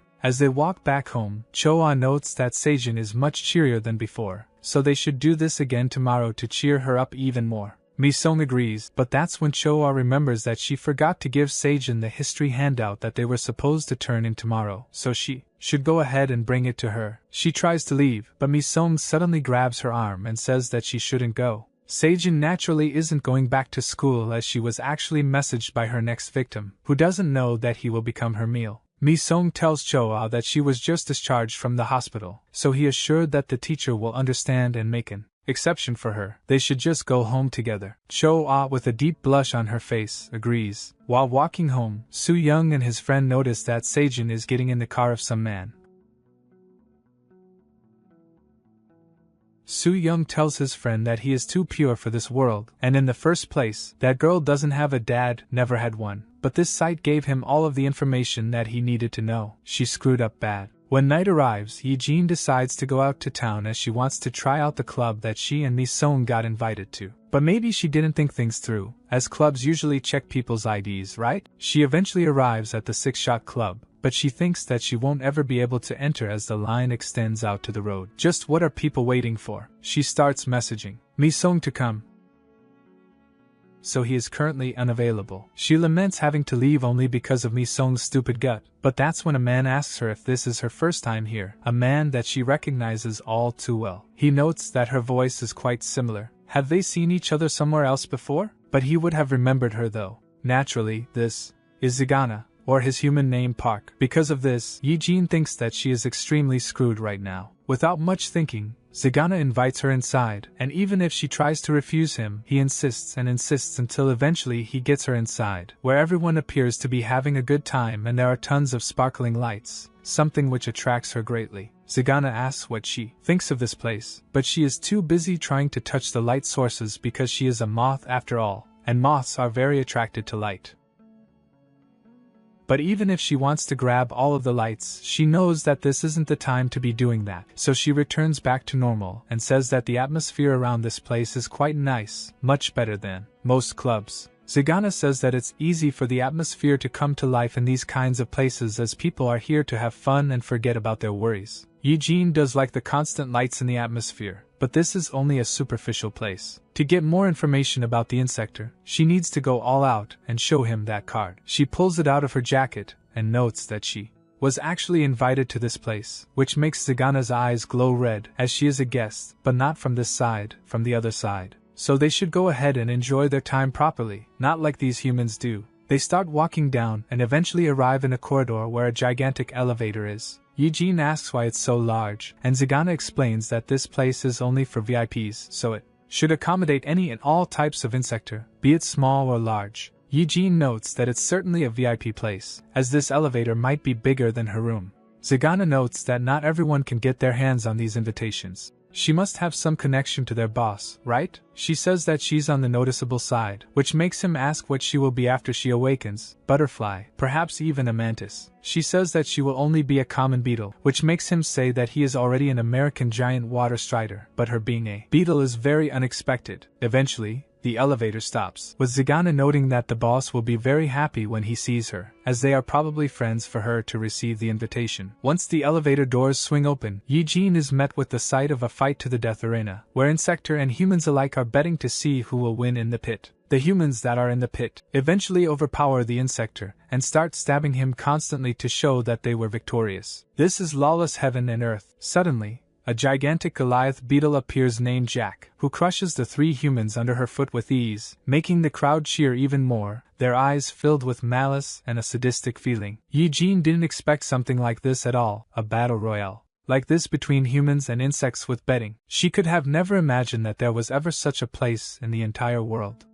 All of this, is too disgusting to even look at. Zagana notes that the enormous beetle is called Queen Jack. She is the star of this palace as with her strength and size, she is a match for most species, with a few exceptions. Naturally, one of those exceptions punches her straight in the gut, an insector called Red, which the public seems to hate as he always finishes his fights way too fast. Eugene finds this too sadistic. Is there even any meaning to this constant violence? Zagana explains that there is, as this gives humans excitement and some even pleasure, while the insector gain honor from it. Eugene wonders what he means by honor, so he notes that they basically gain the envy of all insector, the opportunity to become one of the celestial insector. However, that's just an opportunity, as being strong enough is only half of it. They must also match ideologies. Eugene thinks that this means that this guy also became a celestial through this ugly process. Zagana notes that there is another way to become a celestial insector. Is she interested? He hands her a parasite, but before he can explain how it works, someone interrupts him and notes that the boss is looking for him. With this opportunity, Eugene gets back in the elevator and closes it, noting that she has to go to the bathroom urgently.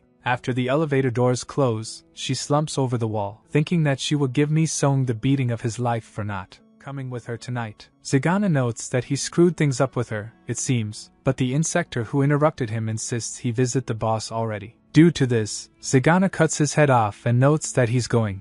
The next day when Eugene arrives at school, she immediately tries to hit Mi-sung, who just dodges all of her attacks as he is eating. But after she gets tired, she notes that she has some very nice information for him, so he should look forward to it. That's when they both feel that the atmosphere around the class has changed quite a bit. And sure enough, when Choa and Seijun arrive in the class, everyone starts looking at her and whispering about what she has done. Choa doesn't get it, so she asks what's wrong, but that's when she hears someone say that even if she is a trainee, it's still far too much for her to be involved with an older man like that. Choa just doesn't get what they are talking about, and Eugene notes that something about the atmosphere feels strange, like something is amiss. But this school never had a quiet day before, so it's probably just that. As Mi-sung continues eating his sticks, Choa tells Seijun that they should just skip class and go somewhere else. But Soo-young stops them and notes that he won't let them go anywhere until she finds out what kind of girl her friend is. Yesterday, his friend said that Seijun got into a luxury car with an older man who he thought was her father, but he denied it as Seijun doesn't have a father. So just who did she get into a car with? He was naturally worried for her safety since they are classmates, so he took a taxi and followed them. Unfortunately, He then saw where they were going, so it seems that the downfall of the girl who wanted to become an idol is really just too pathetic. So her blaming him for not becoming an idol is actually really selfish of her, as she was never going to succeed from the start, judging by how she acts now. Yi-jin notes that she should go over there and teach that bastard another lesson, but Mi-sung notes that he should be the one to do it as he feels that unstable energy again. Things are about to become really dangerous. Cho-ah tries to hit Soo-young once again, but Sejin stops her and tells her to leave as she will be the one to take care of him this time for good. With that, she closes the door, as Soo-young says that if that girl hit him again he would have reported her to the violence committee. Suddenly, Sejin starts laughing maniacally as she wanted to enjoy her school days a little bit longer, but it seems that something like that isn't possible. Soo-young's friend notes that he will go and mess with her next, so he apologizes for his dumbass friend as he doesn't know how to talk, but he also inquires about her services as he makes a lot of money from deliveries these days. That's when Sejin begins transforming into an insector. Both Yi-jin and Mi-sung are now on full alert, and Sejin smacks Soo-young's friend out of the way, knocking him out as she does so. The classmates naturally start to run out of the classroom, but before any of them can get out, Sejin stretches out her hand and throws the tables and chairs at the door, with one of the chairs even going through the door.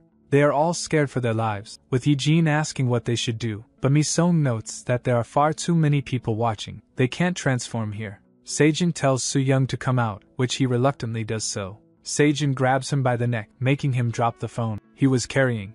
She tells him that this is all of his fault. Her dreams were crushed, and she ended up like this only because of him and his dirty actions. Everything that has happened is his fault, even this. But now he will repent with his own life. Before her attack can reach him, Mi-sung tells her to stop, as how will she face Cho-ah after doing such a thing? What is she going to say after she sees that she killed him? Cho-ah is now knocking at the door constantly, demanding that she opens the door. Soo-young begs the others to report this damn insector already, as they will all die because of her, but everyone sits in silence, not doing anything. So he calls them a bunch of useless bystanders and starts to beg Mi-sung to report her, as this bug bastard will certainly kill him. He should pick up the phone and call the bug reapers already. Sejin starts speaking with Mi-sung, noting that this is not going to work out after all, and she also asks for his help. She slams Soo-young into the wall and tells him to listen closely. Everything that has happened, the actions he took without a second thought, the fame that he got while she suffered constantly in that dimly lit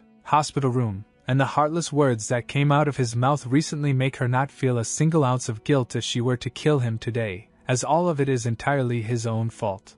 Sejin reaches into her bag and notes that she will never be satisfied with just ending his life, so she will have to make him feel the same pain that she felt over and over again. Mi-sung is quite puzzled by what she pulled out, but Yi-jin seems to recognize the parasite. Sejin forcefully opens Soo-young's mouth and says that in the middle of his pain, right when he is the most miserable he has ever been, she will take his life, and he will thank her for it. Soo-young screams at her to get away again and again, but nobody is listening to him, so the parasites that Sejin held now all fall into his mouth, and she forces him to swallow them while smiling. After doing just that, Soo-young starts to convulse all around, with his body starting to twist and turn as it transforms, his whole appearance changing into that of an insector. Everyone looks at this with shocked expressions, but Yi-jin finally remembers where she saw that parasite. She was offered one from that guy, so this is what that thing was for. Disgusting.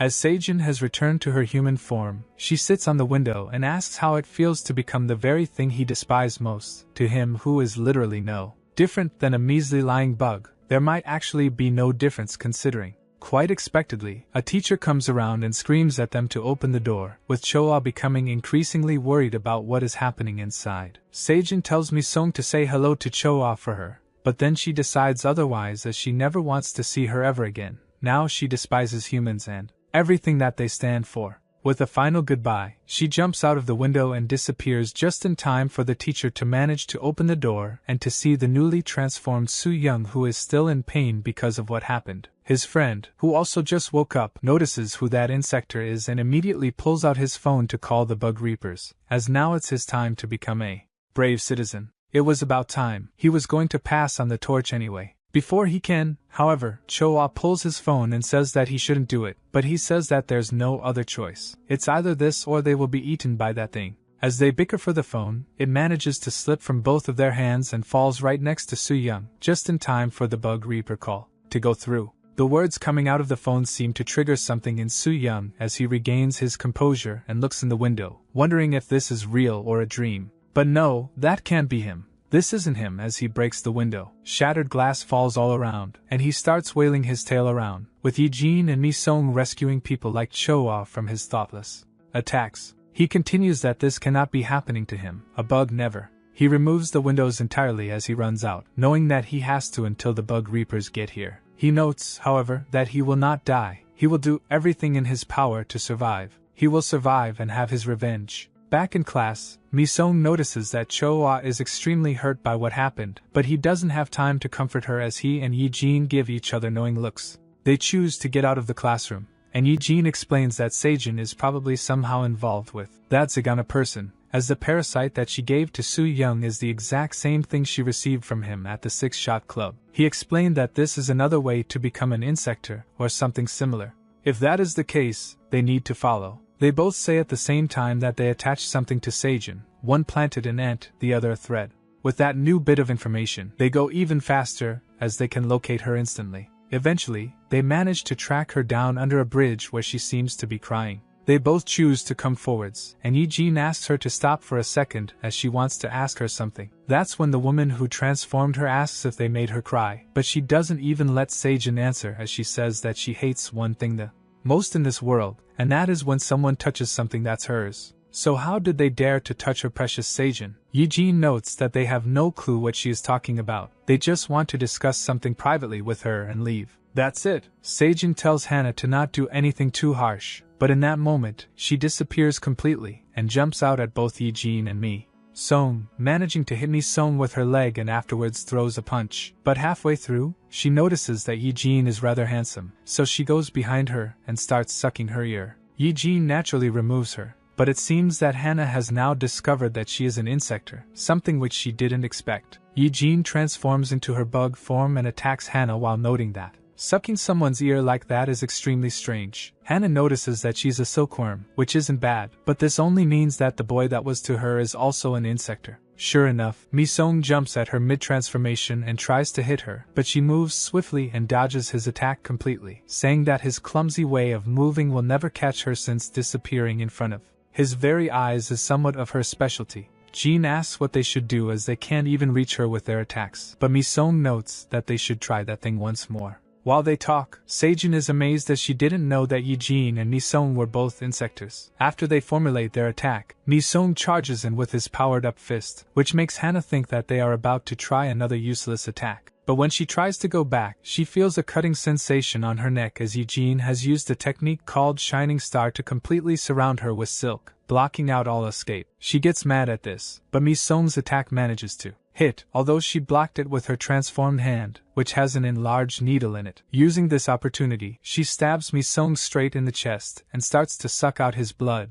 But that's when she notices that his blood is red. Is he not an insector or something? Eugene tries to go and help Mi-sung from his predicament, but Hana just transforms her other hand and uses her surprisingly long needle to stab her in the shoulder, which doesn't seem to affect her at all. But as Hana licks her blood off her needle, the places where both of them were stabbed start to enlarge, and once Hana activates her explosion ability, they both explode in their respective places, leaving them tired and quite injured. Hana is shocked to see that they are tired just from this, as she was just barely getting started. This isn't nearly as over as they think it is. Before she can do anything, however, Seijin jumps in front of her and says that these two people are actually customers. They wanted to know about their goods, so she told them to come here. Hana asks her if that's true and stares deep into her eyes, but finds no hesitation in them, so she takes that as a fact, and notes that she should have just told her earlier, as she would have killed them if she didn't. Well, it's fine anyway. Unfortunately, she only has one product left, so she doesn't know how to split it. Mi-sung notes that he doesn't need one right now, he just wants to know how it works, as he heard that it's something pretty interesting.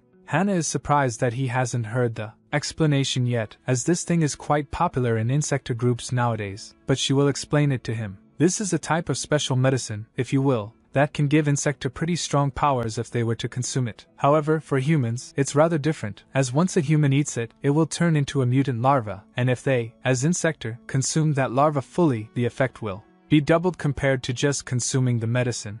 Eugene doesn't know what to make of this at first, but Hannah notices 2 joggers coming around, so she says that it would be better to just show them, as people learn much better when they see it in practice. She stops the joggers with one thinking that this is a "What song are you listening to?" video as he says the thing he is listening to, but Hannah just pops the parasite in his mouth and he starts to convulse as he transforms, with his transformation being much quicker as he transforms into a full larva almost immediately. Eugene can't believe she is seeing this disgusting sight once again. Hannah explains that they should think of this as a gift for what she did earlier. If they eat this, they will get stronger than before, so they should enjoy it, and if they want more and more of it, they should ask for Hannah at the 6-shot club, as she will be glad to do business with them. Seijin looks at them before leaving, with Eugene asking Mi-sung what they should do. But Mi-sung moves to attack the larvae that was about to eat the other human, and smashes it into the ground. He starts to rip it apart and try to eat it with his ants, but Eugene tells him to stop it, as he is really going to try and eat something so disgusting and vile. Seriously, he should come to his senses, as something like this is not right. Wasn't he against eating humans? Mi-sung says that this is only a test, so he sends his ants to eat it. Mi-sung just looks at his ants as they eat, with the other jogger wondering what the hell is going on. Mi-sung tells him that he's going too far. That thing was a perfectly normal human being just a few moments ago. He says that it isn't anymore, which makes her call him a bastard, as she thought he was different, but he is just like the other insector, vying only for power and not caring for anything else. Mi-sung just tells her to watch silently, as it will all make sense soon. Sure enough, the once larva-like insector starts to turn back into normal, surprising Eugene quite a bit. Mi-sung explains that he has had this uneasy feeling about this existence ever since he felt it in Seijin. The unstable energy actually comes from the parasite that was deep within her body, so if he removes it from this guy, everything should be fine. The parasite makes its way out of the man as it's relentlessly assaulted by the ants, who start ripping it apart bit by bit. Eugene asks if it's okay for them to eat it. Won't that just affect him? Mi-sung notes that they will find that out once they come back inside. He calls them to return, and as the parasite parts start to enter his system, he starts tweaking out and he can barely tell Eugene to stand back. The hole in his neck starts to convulse and grow as he starts screaming out in pain. At the 6-shot club, someone tells the boss that Hannah is here, so he lets her inside, which she is mad about. Since when does she need permission to come in, huh? She is also accompanied by Seijin. The boss, the burly man named Kong, says that this is only natural, as this place is his business after all, but Hannah feels like she deserves to be treated like a boss too. He shouldn't act so cheeky, as they are equals. This isn't a hierarchy, it's not what they agreed on. As she has a swing of some champagne, Kong notices that her arms are bandaged up, so he asks what's up with them. Did she perhaps have a fight? Hannah notes. It was while she was working because of some feisty insector that didn't know how to speak properly, Kong notes. Even so, that is a bit much, but if she likes fighting, maybe she should go and promote the lawless land for a bit. Hannah asks, why? And Kong explains that there is a new guy in there that has been causing them a heap of trouble, and their manpower has become ever shorter as time went on. Hannah says, it's not her problem as it was his idea to start that side of the business in the first place. Kong notes, she seems to be in a bit of a hurry, but she should know that yesterday someone stole a large amount of pills, 50 of them to be exact. Hannah asks, how could that ever happen? Did they get robbed? Kong says, nobody would be dumb enough to steal from them, except of course, somebody who was working for them already. As he gets up, he instantly charges Seiji and notes that she is the culprit. The impact is so powerful that some glass breaks on the other side of the wall. Kong asks her, how dare she steal medicine from him? She is just a pet dog, but it seems that her master hasn't instilled fear into her yet, so he will chew her up and spit her out again and again until there is nothing left of her sorry self. Hannah instantly gets on top of him, but Kong's bodyguards immediately put their blades at her neck, creating a standoff-like scene. Hannah tells him he must already know what happens when someone touches her stuff. Kong notes the pills were his in the first place, so he has every right to do this. He asks Seijin where his pills are while he starts crushing her head, but even as Hannah stabs him, he doesn't stop, seeming like nothing will stop him from finding the answer. Seijin can't bear the pain anymore, so she tells him that the pills are inside of Su-young, the bastard who made her in this way. She fed them to him in order to get revenge. Kong laughs, as he already knew what she did with the pills, but he expected a more fun answer from her. Honestly, Seijin is shocked when she hears this. Kong finally lets her go, with Hannah immediately jumping to her side, asking if she's alright. Kong starts laughing out loud. How did she ever think of such a dumb idea like master like pet? It seems, Both Hannah and Seijin are surprised that he knew with Hana calling him a rat bastard for it. Kong says that it was simple to just have Seijin followed and monitored after he found out about what she did, but the thing that ate all 50 of the pills, he will be the one to eat it, and nobody else. Somewhere else, a group of bug reapers are hunting down Su Young, who is running for his life. They get him eventually, and before he can retaliate, Pyo cuts his neck, not enough to kill him but enough to put him to sleep. He orders his men to capture it, but suddenly they start sinking into the ground. It seems that this is the doing of an insector that tells Zagana that they should finish this quickly. Pyo, who is brandishing his labeled katana, makes Zagana wonder who that bastard is as he just sheathed his katana and is now just smoking. Did he just give up the fight? The other bug reapers are slowly being buried in the dirt, with them asking Pyo for help, as this is not the time to just take things easy like that. Pyo wonders what kind of creature they are protecting as. It doesn't seem to be like the other larvae they killed, but he will find out once he cuts it open. The insector who is making the ground sinkable is getting mad at for just standing there like he's a big deal. But as the bug reapers scream out for help, Pyo gets into position, and before they can even wonder what he's going to do, he zaps the other insector, incapacitating it for the time being.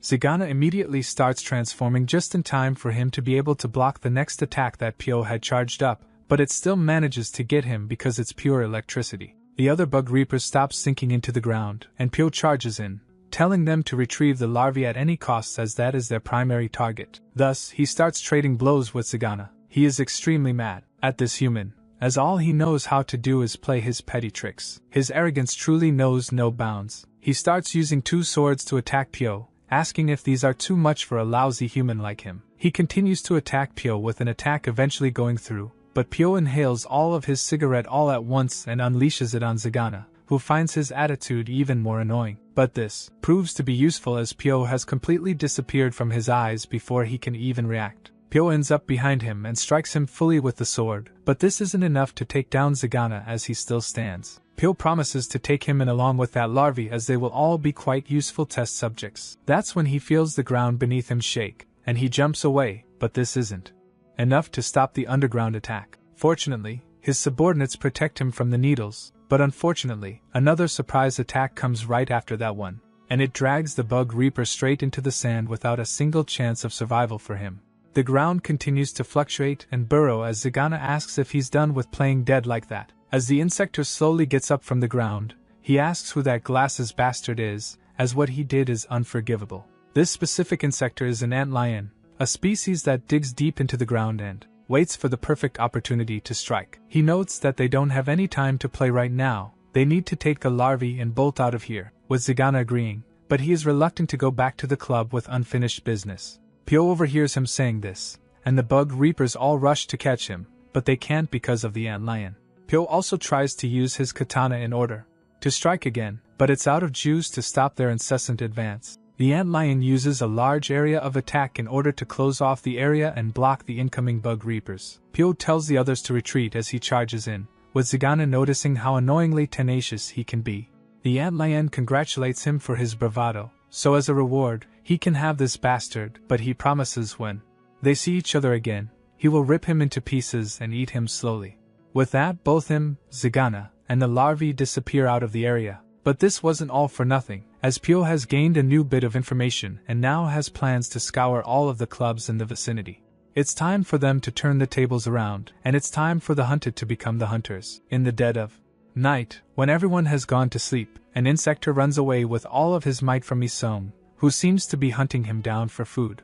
The insector tries to plead with him as they are both hunters, but that's when another Misong pops up behind him, and they slowly start to approach him as he continues to panic. Before he can even think of doing anything, he is crushed under their combined might and left to be eaten by the ants. At school, nobody seems to be that sad at Su Young transforming into a monster, with his friend not even caring as 2 of his teeth are missing and need to be replaced. Everyone has moved on basically. Cho overhears a few girls talking about Seijin, calling her a monster, which she makes them apologize for as she's her precious friend, not a monster as they called her. Yi-jin is quite surprised at how fast this girl speaks her mind to other people and also asks if she's okay, which she confirms, but she most definitely isn't. Choa notes that she was in the classroom when that incident took place, so she saw Seijin, but was she really a monster? Yi-jin explains that her friend did no harm to anyone except Su Young, so no, she wouldn't consider Her a monster per se choa is happy to hear that, as she was afraid when she heard what was happening inside of the class and she couldn't look through the windows. But Seijin really became an insector. She starts crying her eyes out as she thinks that she will never have her friend back. But Yijin knows that there is a way made by Mi-sung in an abandoned building. Mi-sung continues to feast on the insector he hunted down at night, but it's not actually Mi-sung, as he is just sitting there watching his ants eat. This is because after he consumed the larvae, the number of ants in his body increased to the point where they were overflowing from him. So after repeated failed attempts, he managed to create a swarm which hunts for him automatically without him doing much. But these ants are still the same, as when they don't get full enough, they will inevitably attack. Thankfully, he also became stronger, so he takes care of them quite easily and puts them in their places. After he does just that, he suddenly feels the presence of some insector, 3 to be exact. So he thinks that this is the perfect opportunity for him to test out his new power. He transforms into his ant form as he falls and starts sprinting towards the area where he felt the commotion. But as he gets closer, the energy he feels decreases, almost as if one of them just perished. So he gets even closer and listens to the commotion. Another insector is calling Red, the insector from the arena, a bastard, as he lured them all the way here for something petty like this. Red notes that he is correct. He just wanted to beat them up pretty bad, but because of management, he wasn't able to do it properly in the matches, so they will be his punching bag for today. Red is also revealed to be a ladybug. He tells the other insector to get into his fighting position, which makes him madder as his arrogance is too much to just be left alone. Has he really lost his mind after picking so many fights in the lawless land or something? This is the rhinoceros beetle insector Bera. He charges Red with his horn ready to end him, but he just dodges and notes that he really messed up this time. Did he just think that he would have the advantage in this fight only because he has a metallic body? As Bera charges him once again, Red sidesteps and punches him straight in his gut, with the attack going through him completely, ending him on the spot with his fist full of insector blood. Red tells Mi-sung to come over here and go around since he seems to be interested in what he's doing. Because of this, Mi-sung gets out of hiding and accepts his invitation, as this is what he came for in the first place. The constant driving of cars on the bridge they are fighting under seems to hurt the damaged parts of the bridge more and more, seeming like it won't last much longer. Red notes that he looks quite ferocious, so he asks for his name, but Mi-sung doesn't say anything, which puzzles Red as he would have at least wanted to know the name of the person he is about to kill. Red throws a light jab in his face as he approaches and demands for his name once again. But Mi-sung stops the attack with his abundance of ants and says that his name is Black Ant, but unfortunately, that will be the last thing he will hear before he dies. Red starts to laugh out loud as he must be that guy Zagana said that he would personally destroy. He has been itching to have a one-on-one fight with him since he heard that he acts like that. Red throws another punch in Mi-sung's direction, which turns into a multitude of punches, but Mi-sung dodges every single one, which angers Red as he thinks that he's trying to just test his skills. So he chooses to throw a heavy punch to make him attack. This does make him dodge and attack him with a charged-up punch, with Red thinking that it will be very light, but the second he is hit by it in the chin, his lights are turned off. The bridge crack starts to show more and more as even on the surface it is pretty visible. Red slowly wakes up from his daze, wondering what that was as he could see that punch coming as clear as day, but its speed combined with that power, that's something that shattered his expectations completely. This bastard truly is pretty strong. Mi-sung suddenly asks for his name as he should at least tell him his name before he kills him. Red notices that this is just a mockery of what he said earlier, so he puts his fists together and starts using an ability, making Mi-sung try to throw a punch before he can do anything, but he is too late as Red has already activated his ability. He curses at Mi-sung as he didn't want to use this at all, but he can't win otherwise. He uses his reflector ability to send Mi-sung flying away. But unfortunately, this pushback is also enough for the bridge to openly crack as a bus full of people drives on it. Mi-sung and Red take the fight outside, with both of them exchanging blows, but when the bus starts to fall down, Mi-sung notices and uses his ants to create another suit of armor. As he uses all of his speed to reach the bus in time, he does just that and holds the bus in place as long as he can in order for it to not fall. But that's when Red calls him an insolent bastard, as he really thought that he could just stop someone like him with a trick like this one. He throws the ants that he caught away, but instead of taking down Mi-sung when he's vulnerable, he takes hold of the bus too, and they both put it on the ground in a soft manner. The people inside get out, and Mi-sung and Red stare at each other, with Red saying that he is a fool for turning his back on his opponent that will certainly lead to his death one day. However, now it's time for their second round as Red charges in. Mi-sung just sighs, deflects his attack, and slaps him so hard his armor breaks off. With that, Mi-sung has achieved total victory against Red, who can only accept his defeat. But just as the ants try to consume him, Mi-sung decides to throw him away with his reason unknown to anyone. As he walks away, Red promises to one day have a rematch as he will not let this be, not in the slightest. As the sky turns gray, Cho-ah is called by her mother, who asks where she is, with her replying that she's only taking a short walk. Her mother doesn't believe it, however, as she knows that every day after school she is looking for Seijin. Cho-ah tells her that even if she wants to find her, it isn't that easy. She really did just go for a calming walk. The mother yells at her to come home as she will end up the same way that girl did if she keeps this up, and ended the call instantly, with Cho-ah sighing at her mother's attitude. Suddenly, a person who we know as the antlion asks her if she's talking about Seijin. His human name is Yoonggyo. Is she perhaps her friend? He decides to take her to a dark forest where, as they walk, Cho-ah asks if he knows where Seijin is. He replies with yes, making her ask how he knows of her. Gyo tries to say that he's an insector at first but stops himself and notes that he's her senior. Cho-ah guesses that he must have said insector senior, but she isn't really surprised by it and asks if Seijin has been doing well these days. Gyo confirms that she is, as Hana has stuck to her and will not let go, almost like a tumor. Cho-ah thinks that this means that she's been doing well, so she tries to excuse herself out of the conversation as she doesn't want to bother him anymore. It also seems like she made some pretty good friends, so she is relieved to hear it. Gyo laughs at the notion of him being her friend. It's embarrassing. Even the reason he walked her to this place is because he was hungry and he wanted to eat some human. But if Seijin finds out that he ate her, the expression on her face when she finds out will be to die for. Cho-ah slowly backs away while Gyo explains that he never liked that little worm as he fought for his life while eating whatever he could until he finally found his identity as an antlion and prospered. However, Seijin doesn't have that as because of Hana. She is living a comfortable life, something which is disgusting. He notices how surprised she is but says that she shouldn't be, but well, it would be hard for a human to understand all of this. Cho-ah tries to run away with Gyo saying that it's too late as she stepped into his territory.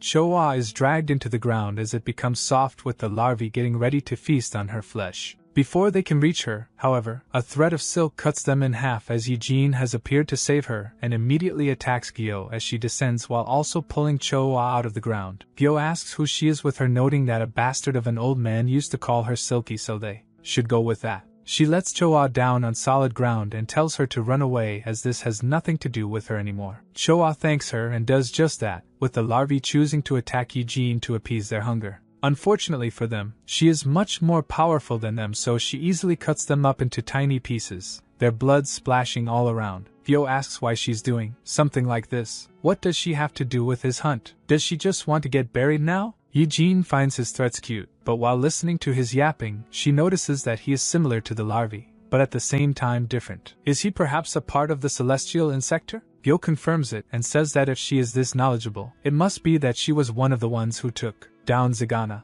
but they were two. Will she be okay with just her? Eugene agrees that she's not ready to fight Celestial Insector alone, but she has a trick up her sleeve. She has no choice now but to use the power of this thing. Gyo notices that she has a parasite, so he screams at her to put that thing down. She isn't deserving of it yet. Jean immediately pops it in her mouth, with Gyo trying to kill her before she even swallows, which appears to have worked as he can't see her because of the dust. He thinks that he was worried for nothing, but that's when Eugene cuts all of his pincers in one swift blow, wondering where the hell she got her power from. Was she not a larva this whole time? Eugene notes that he will never get to know the power of true Insector, with her hair being super long and sharp as Eugene prepares to attack once again. Gyo asks what she means by true power. Does she mean that he's a fake? Before he can even react, Eugene cuts both of his hands off, with him still insisting that he is not a fake. He has been recognized by the boss himself. He is the only one who has. He tries to grab Eugene's neck with his parasite tongue, but she tells him to just stop as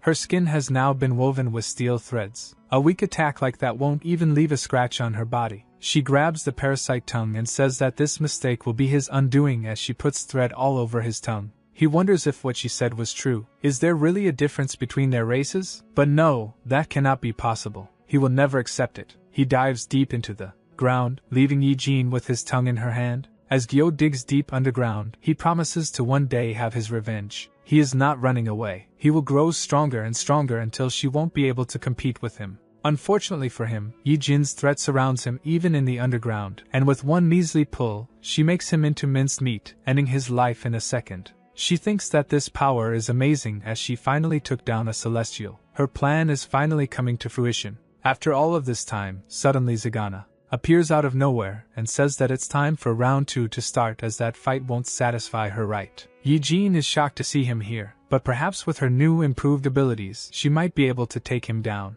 Zagana says that he knew that he saw her somewhere. She was with that ant bastard, but where is he now? He can still feel the ants that he put inside of him, something that won't be fixed if he doesn't kill that bastard. Eugene says that this is fortunate then, as she will personally take care of his pain for good. As she attacks, Zagana tells her to go ahead and try, as this is all that she can do. Unfortunately, this was all talk as her attacks kept pushing him. If he slips up for as much as a second, he will die because the drug power is just that strong. However, the duration is almost over. He continues surviving for 1 second, then 2, then 3, and at the 5th second, he stands still as he knows that this is over. In that second, Eugene falls to the ground as she attacks with her hair disappearing and her power with it. That's when she remembers that Hannah told her the duration isn't great. She messed up really bad. Zagana puts his sword at her neck and tells her to come along quietly if she doesn't want to lose her neck. Back at Mi-sung's apartment, he and his grandma are watching a show about boxing, more specifically about the national treasure athlete, whom Mi-sung recognizes as Red. Red explains that he just got injured in a street fight against an insect, but not an insector, as even he can't fight something like that, right? As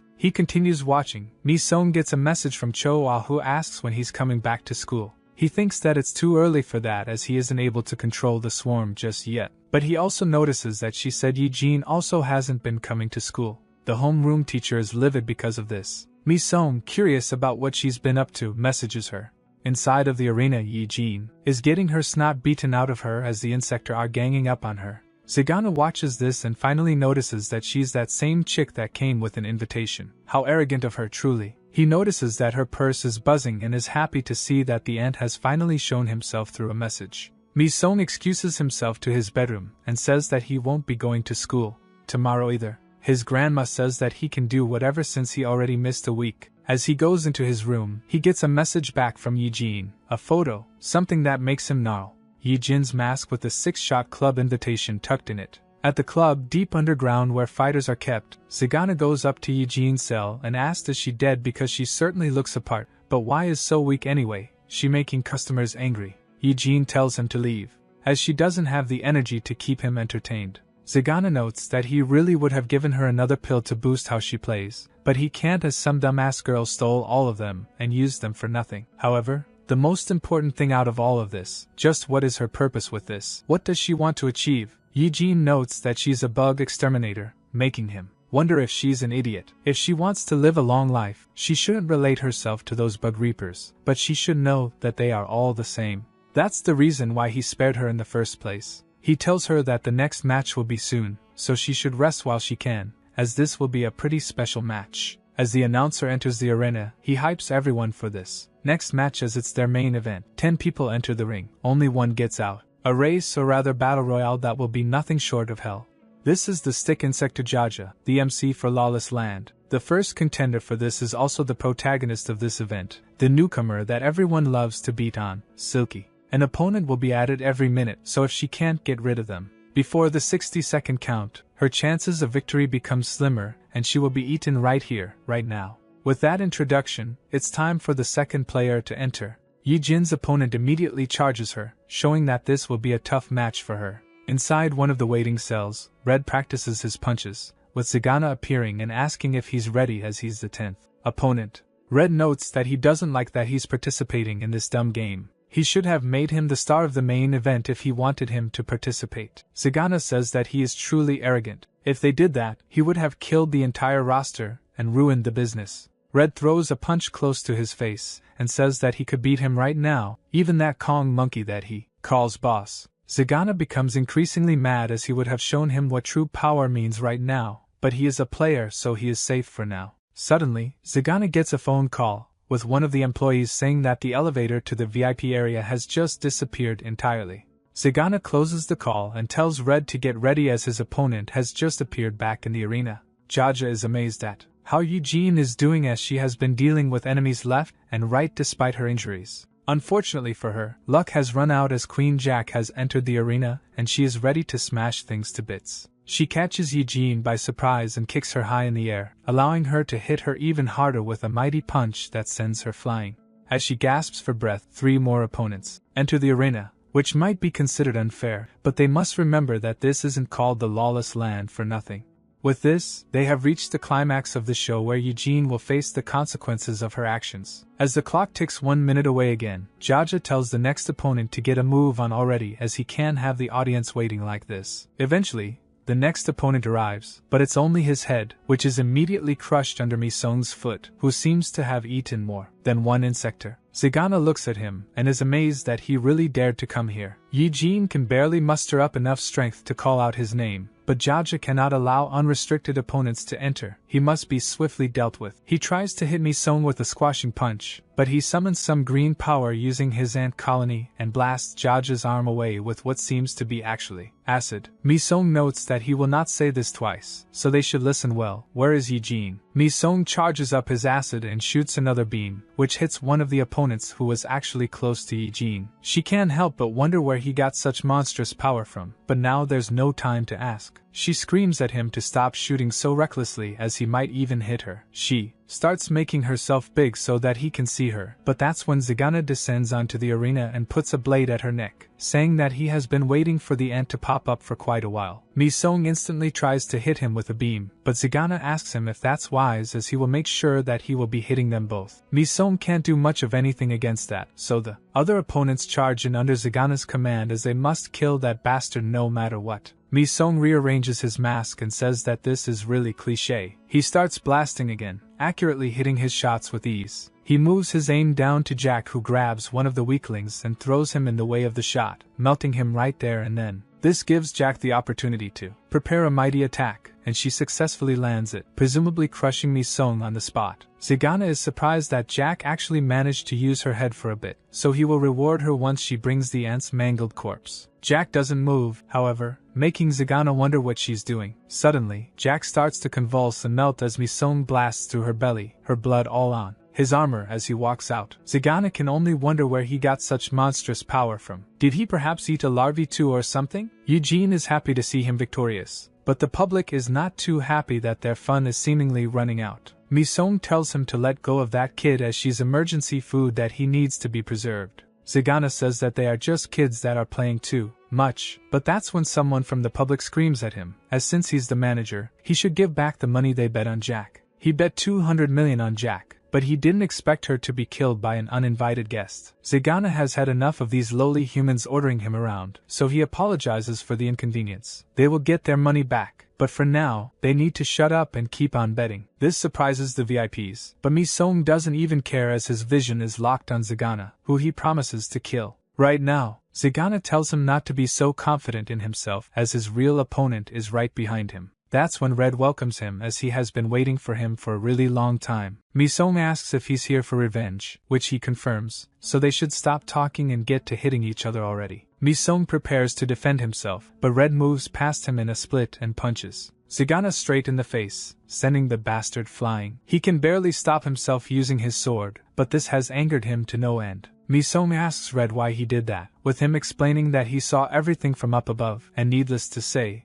it was moving. So they should go as their friendship has impressed him to no end, and their rematch can wait. He should go and leave him to this, since they are friends. Mi-sung wonders just what he's talking about as Eugene can barely hold in her laugh, but it's no time to joke as he picks her up and tells her to hold on to him as this will be a bumpy ride. He starts sprinting away with her, noting that she can't go outside like this and reveal her identity, but Mi-sung tells her to shut up as they don't have the time for anything else. Zagana tells Red that all he does is create trouble, and he is done cleaning up after him every single time. He's not worth it anymore. Red tells him that he was the one that was keeping him alive all of this time because he was useful, but not anymore. Zagana says that his arrogance truly has no end, but unfortunately, today will be his end. As Mi-sung runs towards the elevator, Eugene asks how He got a key card to get in this place, but Mi-sung says that he didn't have one. He just broke in, or rather, broke it. That's when Eugene notices that the entire elevator is just gone, with Eugene not even knowing what to expect anymore as Mi-sung climbs up the hole he made. Kong comes in with a sound-shattering punch and hits Mi-sung straight in the face. He says that they will both take responsibility for the destruction of property and disruption of business. Since they don't have cash, he will have to take their lives instead. Earlier, Kong was getting ready to have the meal of his life, the 50-pill larvae he cherished for all of this time. One of his girls asks if that man also knows of this thing, which he doesn't care about as he's certainly not going to take away his food.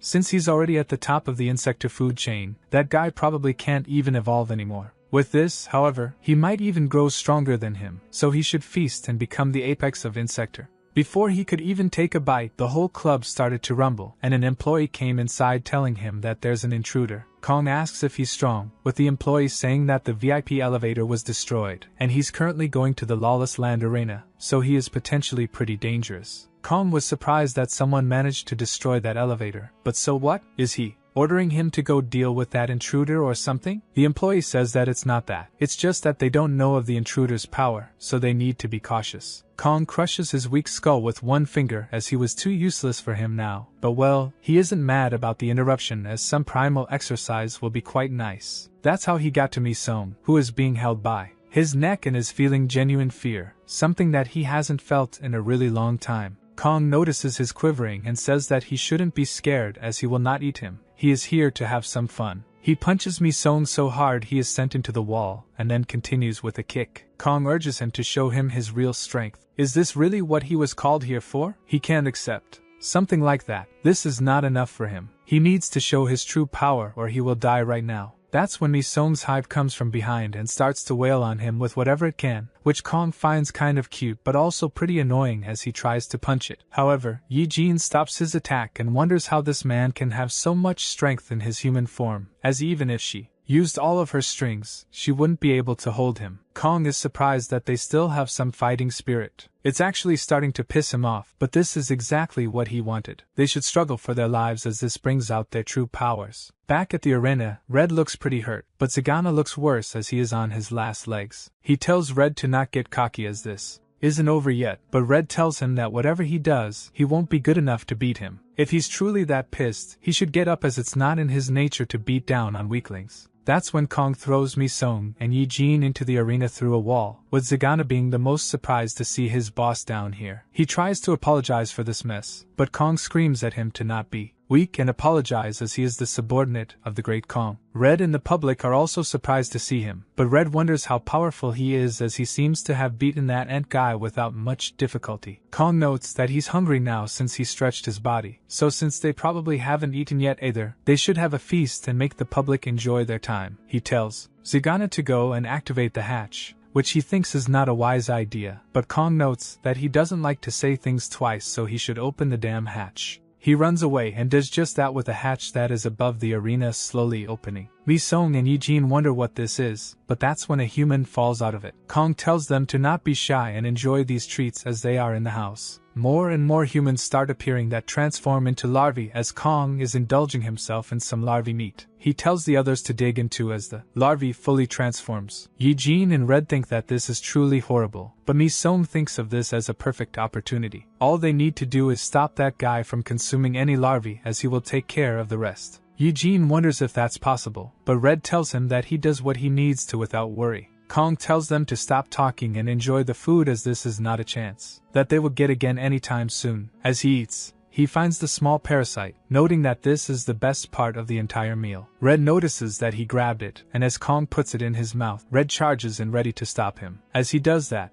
Mi-sung tells Eugene to run away as he came to save her in the first place, so she should go. Eugene smiles as she didn't believe he was the sentimental type, but he should stop talking nonsense and go and eat as she will help Red with the fight. Mi-sung agrees and tells the hive to come out and eat all of the larvae it can. The hive does just that, but Mi-sung isn't finished yet as he lets his other ants eat too, with all that is left of them being one hand's worth. As Red approaches, Kong bites his fist and tells him to stop pestering him like a flea while he's eating. He throws Red into the public, but Eugene catches him with her silk and tells him to use it to jump back at that guy. He does just that and uses a barrier-charged punch to stop Kong from eating. Afterwards, he unleashes a deadly combo on him using the silk to boost his power exponentially to the point where he sends Kong back. Unfortunately, this wasn't enough as Kong has managed to consume the parasite, making his strength grow even further. He tightens all of his muscles as he punches the air, which Red defends himself of, something which proves to save him as the sheer force of the punch would have knocked him out if he didn't have the barrier.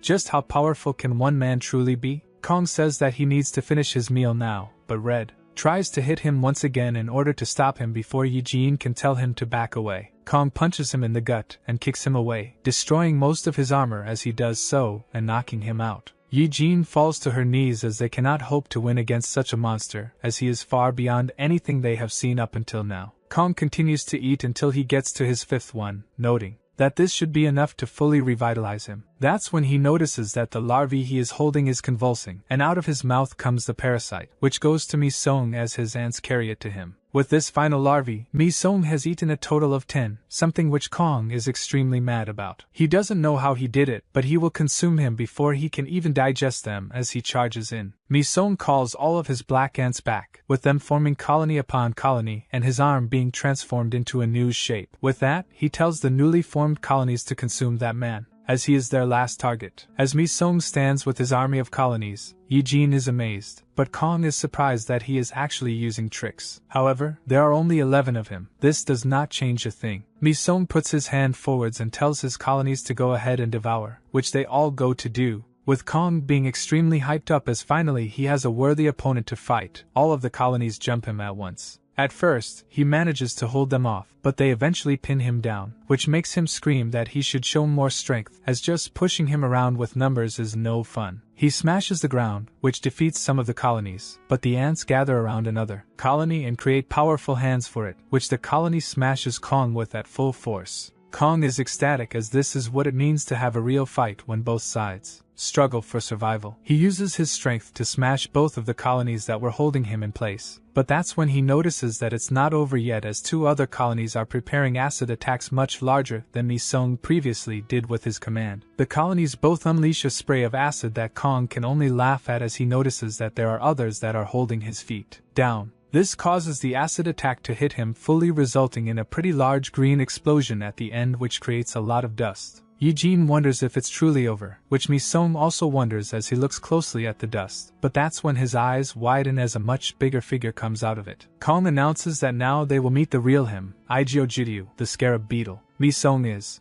shocked to see that he actually managed to transform while he was hit, and Kong explains that he didn't expect him to force his awakening. He is truly amazing, so since he has taken quite a liking to him, he will make sure that he dies by his hands only. Mi-sung commands his range colonies to attack once again, but as they attack, Kong unleashes one punch which besides taking the colonies down, it also crumbles the wall behind Mi-sung because of the sheer force. Seeing this, Mi-sung tries to assemble his ants once again, but it's far too late as Kong tackles him into the same wall that he crushed earlier. Eugene screams out for Mi-sung, but she can't do anything to help him as Kong keeps pushing and pushing. He asks Mi-sung if this is all that 10 larvae are really worth, as he is still a weak rat. He pushes him through the wall and smashes his head on the ground, presumably taking Mi-sung out for good. Kong is sad that his toy has broken after such a short while of him playing with it, but whatever, this guy was a weakling anyways as he died before even fighting properly. Well, at least now he can eat him and get those 10 larvae back. Suddenly, the surprisingly conscious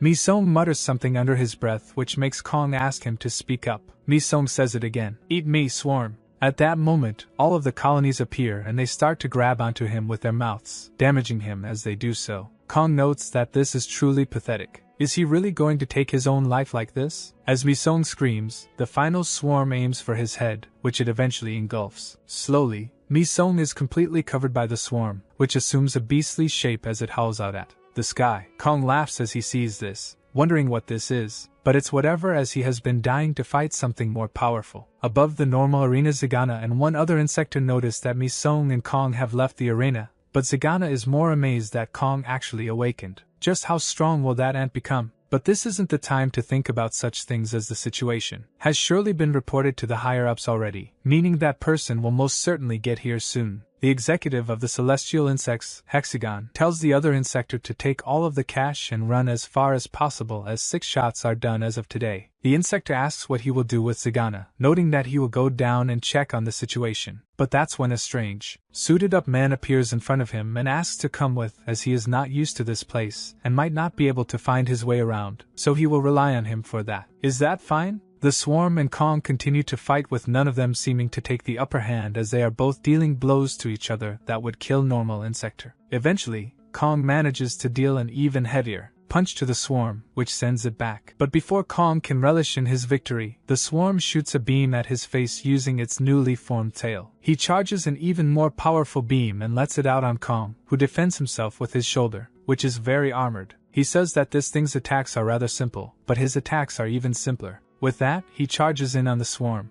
which causes the acidic beam to go everywhere. It even goes outside and creates an explosion. Eugene is shocked to find out that Mi-sung is still fighting, but they need to use this opportunity. She asks Red to get up already, who really wants to, but as he tries, he starts coughing up blood, showing that he is in no position to move without assistance, at least. The Swarm desperately tries to go through Kong's armor, but it can't seem to penetrate it, making Kong say that nobody can dare to stop him. Nobody. He punches the Swarm in its arm, making it just fall off, but this creates an opportunity for the Swarm to bite his other arm and try to slice it, but it seems that its attacks prove useless. Kong tells it that its efforts will be all in vain, even if it struggles with everything that it's got. He will crush it under his foot. The Swarm screams out, but Kong just punches its neck off, making him think that it's over.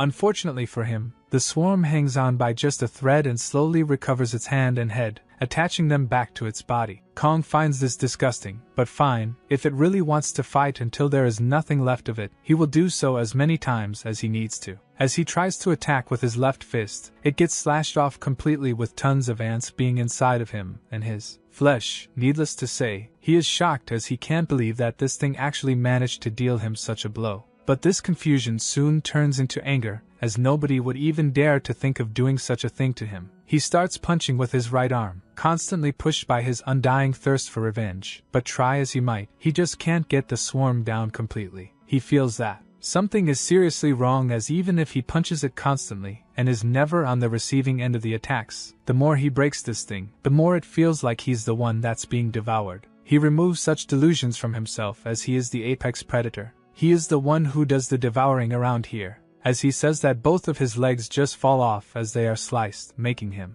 scream out in rage, as he will not let this measly creature try and devour him any longer. Unfortunately for him, he doesn't seem to have a say in this any longer, as he feels a strange sensation, pressure combined with tension. It's just like when he first met that man. This feeling, it's fear. In his last moments, he begs for forgiveness, but as the Swarm's gaping mouth opens slowly, Mi-sung, who is still there, answers with one word: hungry. With that, the Swarm starts to consume the now deceased Kong with great hunger, but it also screams out at its victory, as it has shown that it's the real apex predator. Eugene and Red eventually make it to where Mi-sung is, where they see him standing above Kong's desecrated corpse. But Eugene feels that something is seriously wrong, as Mi-sung slowly turns to them. It's shown that his eyes are blood red, and he only tells them that he is hungry. Mi-sung says that he's starving, actually, with Eugene being very surprised that this guy actually smirked, but Red asks if this is really the only thing that she's surprised about right now, as his eyes are fully bloodshot. He seems that he has lost all sense of self before they even notice it. Mi-sung moves closer to them, with Red screaming at Eugene to defend herself, but she was too surprised by all of this, so she does nothing, as Mi-sung grabs her by the neck and also grabs Red with a colony to make sure that he doesn't move, something which Red isn't happy about, as Mi-sung holds Eugene in place and smiles. She asks if it's really him behind those eyes, but Mi-sung doesn't pay her any mind, as he finally found something good to eat. That's when Red, who managed to get out of his restraint, punches him. This gives Eugene the opportunity to scream out at him, as he needs to come back to his senses already. Red asks if this is the end of their tear-jerking friendship. It's quite disappointing. As they both hit him, he doesn't stop smiling and uses a new skill, corrosion, which makes the ants that are on his attackers start violently eating at their armor, eventually covering them up fully as they consume. Mi-sung looks at this, but behind his crazy blood-fueled eyes is the real Mi-sung, who is being kept as a prisoner by the ants, who seem to be ready to end him for good. Mi-sung, completely defeated by everything, tells them to go ahead and eat, as he has had enough of this world. He can't take it. They should eat up and get it over with already. the ant colonies start approaching him, but that's when a screech can be heard, and when Mi-sung looks up, he sees the red ant once again, who menacingly stands above him. Mi-sung wonders what it's doing here again, but he tells it to stop as he has reached his limit too. This is more than enough. Suddenly, the red ant projects the humanoid appearance out of it, who tells Mi-sung to continue living. Mi-sung is charmed by its appearance, but the other ants don't like it as they are all slowly killed off by the sheer presence of the red ant's new form, with even Mi-sung being pushed back a bit. The red ant tells him that it's absolutely necessary that he lives and starts pushing him out into the real world, which he tries to stop as he has something to say to this red figure that seems all too similar. But he cannot in the real world. Mi-sung screams out as the ants stop attacking Eugene and Red, but Eugene is more worried about Mi-sung, who is still screaming as he slowly transforms. Eventually, he fully gets out of his ant form and falls to the ground, but Eugene catches him and tells him to wake up while asking if he's okay. That's when Eugene feels something wet on her shoulder, that being Mi-sung's tears, who finally remembered who the red figure looked like, his mother. Eugene doesn't know what to say at this point as first he acts like a crazy bastard and then starts crying like a baby for his mother. Mi-sung asks what happened to Kong, but she says that he needn't worry, everything was resolved already. Red looks at them and notes that it seems their relationship is much more than a friendship, not that he's complaining or anything. Yet Jean throws Mi-sung at him, telling to go ahead and carry him if he can only think about weird stuff now. All they need to do is get out of this place, which they try to do, but that's when the suited-up man appears behind them and says that this is truly an annoying situation. Eugene wonders who he is while Red wonders how they didn't see him, but that's when they notice that Zagana and the two bodyguard girls are also there. The suited man asks if this is their doing, with Red telling Eugene to step back and let him handle this situation as he can feel that this guy is extremely dangerous. The man says that he wants to leave work early in order to experience the nightlife of the town, so he would appreciate their cooperation. Before the man can ask them what he wants to ask, Zagana asks how they dared to touch his boss and charges in with the bodyguards. As they can pay for this crime with their own lives, the suited man sighs as he just wanted to go home early. As he finishes his sentence, he kills both of the bodyguards and puts Zagana down. He already told them his intentions, yet they dare to interrupt him like that. It's such a hassle to deal with morons, honestly. He tells the group to listen up as he has something very important to say from the great Kojima. This man is Hexagon, the executive. He tells them what Kojima told him, that they should think of this as a blessing, as if they are to interfere any longer, they will be swiftly dealt with. And they shouldn't think of running, as they have eyes everywhere, even closer than they would think. With that, the message is done, leaving both Eugene and Red surprised as they can't believe someone would speak of such nonsense. But Hexagon tells them to not call the Majesty's words into question, as someone might end up getting hurt far more than they would expect. Eugene asks what his deal is in all of this. Is he a heavenly insect too? Red asks if he really came all the way here just to deliver the words of his boss, one of the strongest people of the insector world and a part of the six-legged army. Hexagon says that he is correct. Even Mr. Kong had the potential to be in that same position,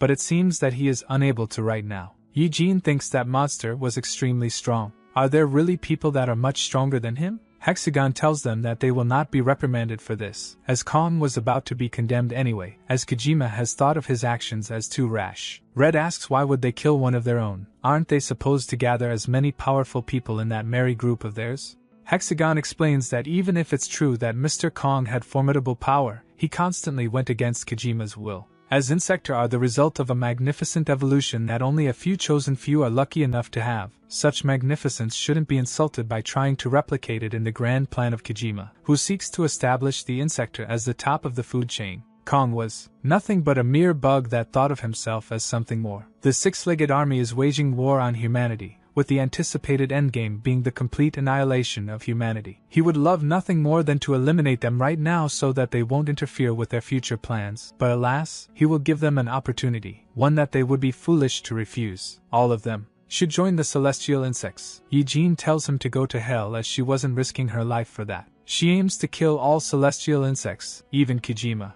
Hexagon lets out a scream to shut her up and tells her to consider it carefully as there are both merits and demerits in choosing to join them now. He would like an answer yes or no. Both Eugene and Red find his offer very interesting, but they both flip him off at the same time and tell him to shove it. This makes him mad as he warned them previously to be more courteous. Red doesn't care about the war, either about the genocide of humanity. Honestly, he doesn't even know what these guys are even fighting for. But if he wants to just sell him to the stronger guys, it's a no from him. As if they are stronger than Kong, he hopes to beat them down one day. Eugene explains that even if this is just business to him, she will not work under the ones who killed her own family. She would rather die. Hexagon strangely starts to laugh as he hasn't heard such nonsense in such a long time. Are they out of their minds? They are such children, truly. He hasn't laughed like this in a while. He doesn't know exactly what they mean by their childish words. But well, since they made him laugh this hard, they can have this worm as he is no longer useful to them. Eugene asks how this is supposed to help them in any way, but Hexagon notes that he heard from Her Majesty that there is a loser among them who needs to eat insector in order to survive. He had nothing to do with Sagana in the first place, so they can do whatever, kill him or not, it's entirely their choice. With that, he wishes them farewell while noting that they will be seeing each other again sooner rather than later.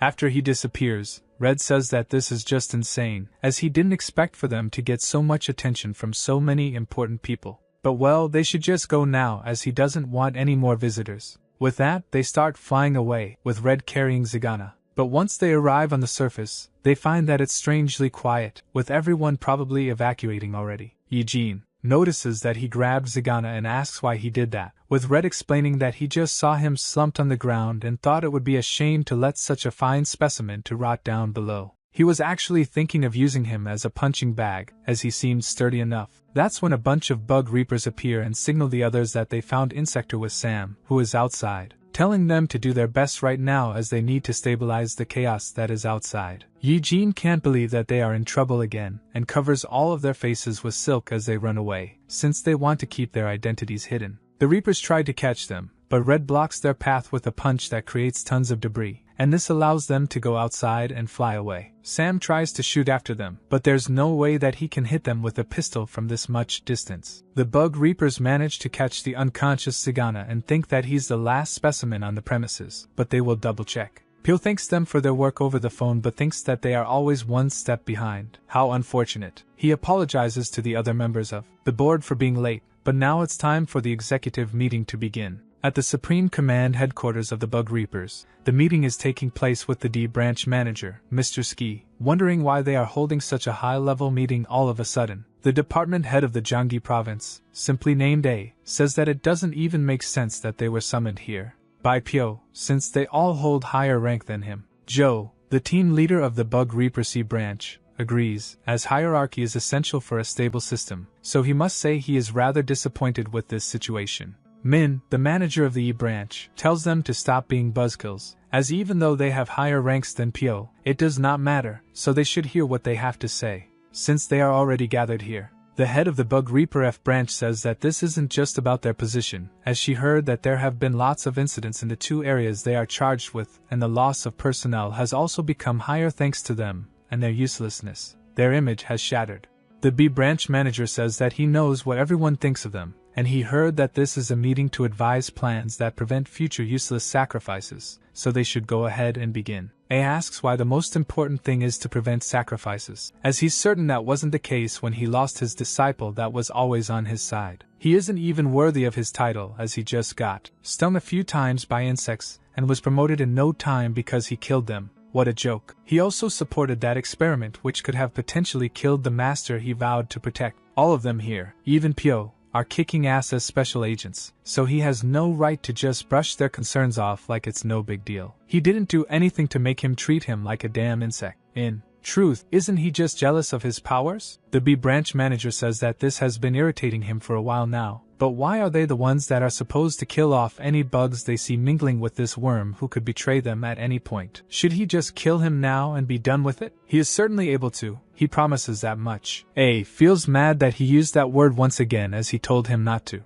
But the G branch manager tells them to shut up already and get this meeting over with, as he is too tired for their needless yapping. Pyo says that he's right, they should cut the small talk and get to the point indeed, as they said they have been beaten by the insector rather consistently. However, this gathering was not made so that they could self-reflect. They've gathered here to prepare for the very likely case of the insector launching a full-on invasion. It's time for them to shift things into third gear and prepare for all-out war. Joe wonders if the bugs aren't doing the same as them since it has come to this. Pyo explains that he is correct. Recent movements have suggested that more and more bugs are gathering, and it would seem like they are just going on. about their lives, but upon closer inspection, they have found out that they are all gathering around strong and intelligent insector forming a group called the Celestial Insector, something which is very well organized from their investigations. The F branch leader says that they are gathering in quite suspicious places. Are they aiming to destroy the bell tower or something? Ski notes that in his time he has faced a lot of bugs head-on,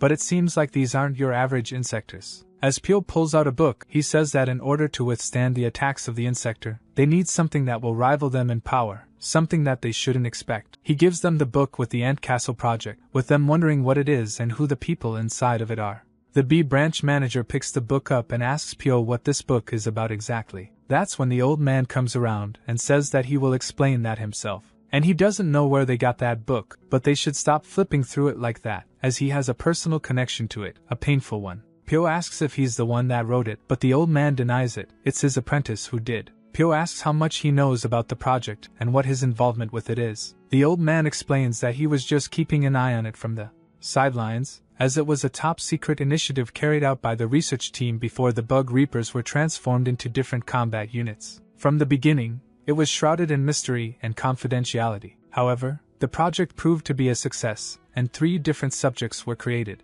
Unfortunately, one eventful day, a mysterious explosion occurred at their holding facility, with the fire destroying almost all evidence of anything ever existing there. However, they were able to extract one test subject from that place. Pyo is shocked when he hears this, and so he asks where this test subject is now, but the old man says that he doesn't have a clue, as at the time it was above his pay grade and below his authority. Pyo doesn't know what to do right now, so the old man suggests that if they want power that rivals Insector, they should take the special vaccine he concocted. This makes all of the managers fall silent as they look at him. With excitement in his voice, he explains that he and Jin have been opposed to using it, but he should see the result for himself, as they are amazing. In fact, they have already proven it since Lucky and his division already had their insector injections made. He was the B branch manager Jin's apprentice before, but now he is a top special agent. He was already amazing, but through the tests, he became even stronger, even nominated for the department head title. As he keeps pushing and pushing this idea further and further, Jin's anger grows, so he smashes the table completely and tells him to shut up before he will say something he wishes he hasn't. Tells him that in the end, he is the same idealistic bastard. What's human dignity worth if so many people die for that dumb idea? He goes next to the old man and tells him to not be discouraged, as he is very positive about his research, so he agrees on letting his team take some of the vaccines and see how it goes. As they all walk away, Pyo goes to Jin, and he's quite surprised by his reaction. Jin apologizes as the topic the old man was talking about was too touchy, but they should go back to now. At the B branch of the Bug Reapers deep below the earth, the now fully taken over Ro, who doesn't even recognize Ko as the same species as him, with a final blow, he incapacitates him, a burning hunger from within, telling him to open that door and awaken as that is his only objective in life. He opens the heavily armored door, revealing a very large figure who is standing right outside it. Rose says that he has been waiting for him all of this time. This insector seems to be of the same species as Misong, an ant.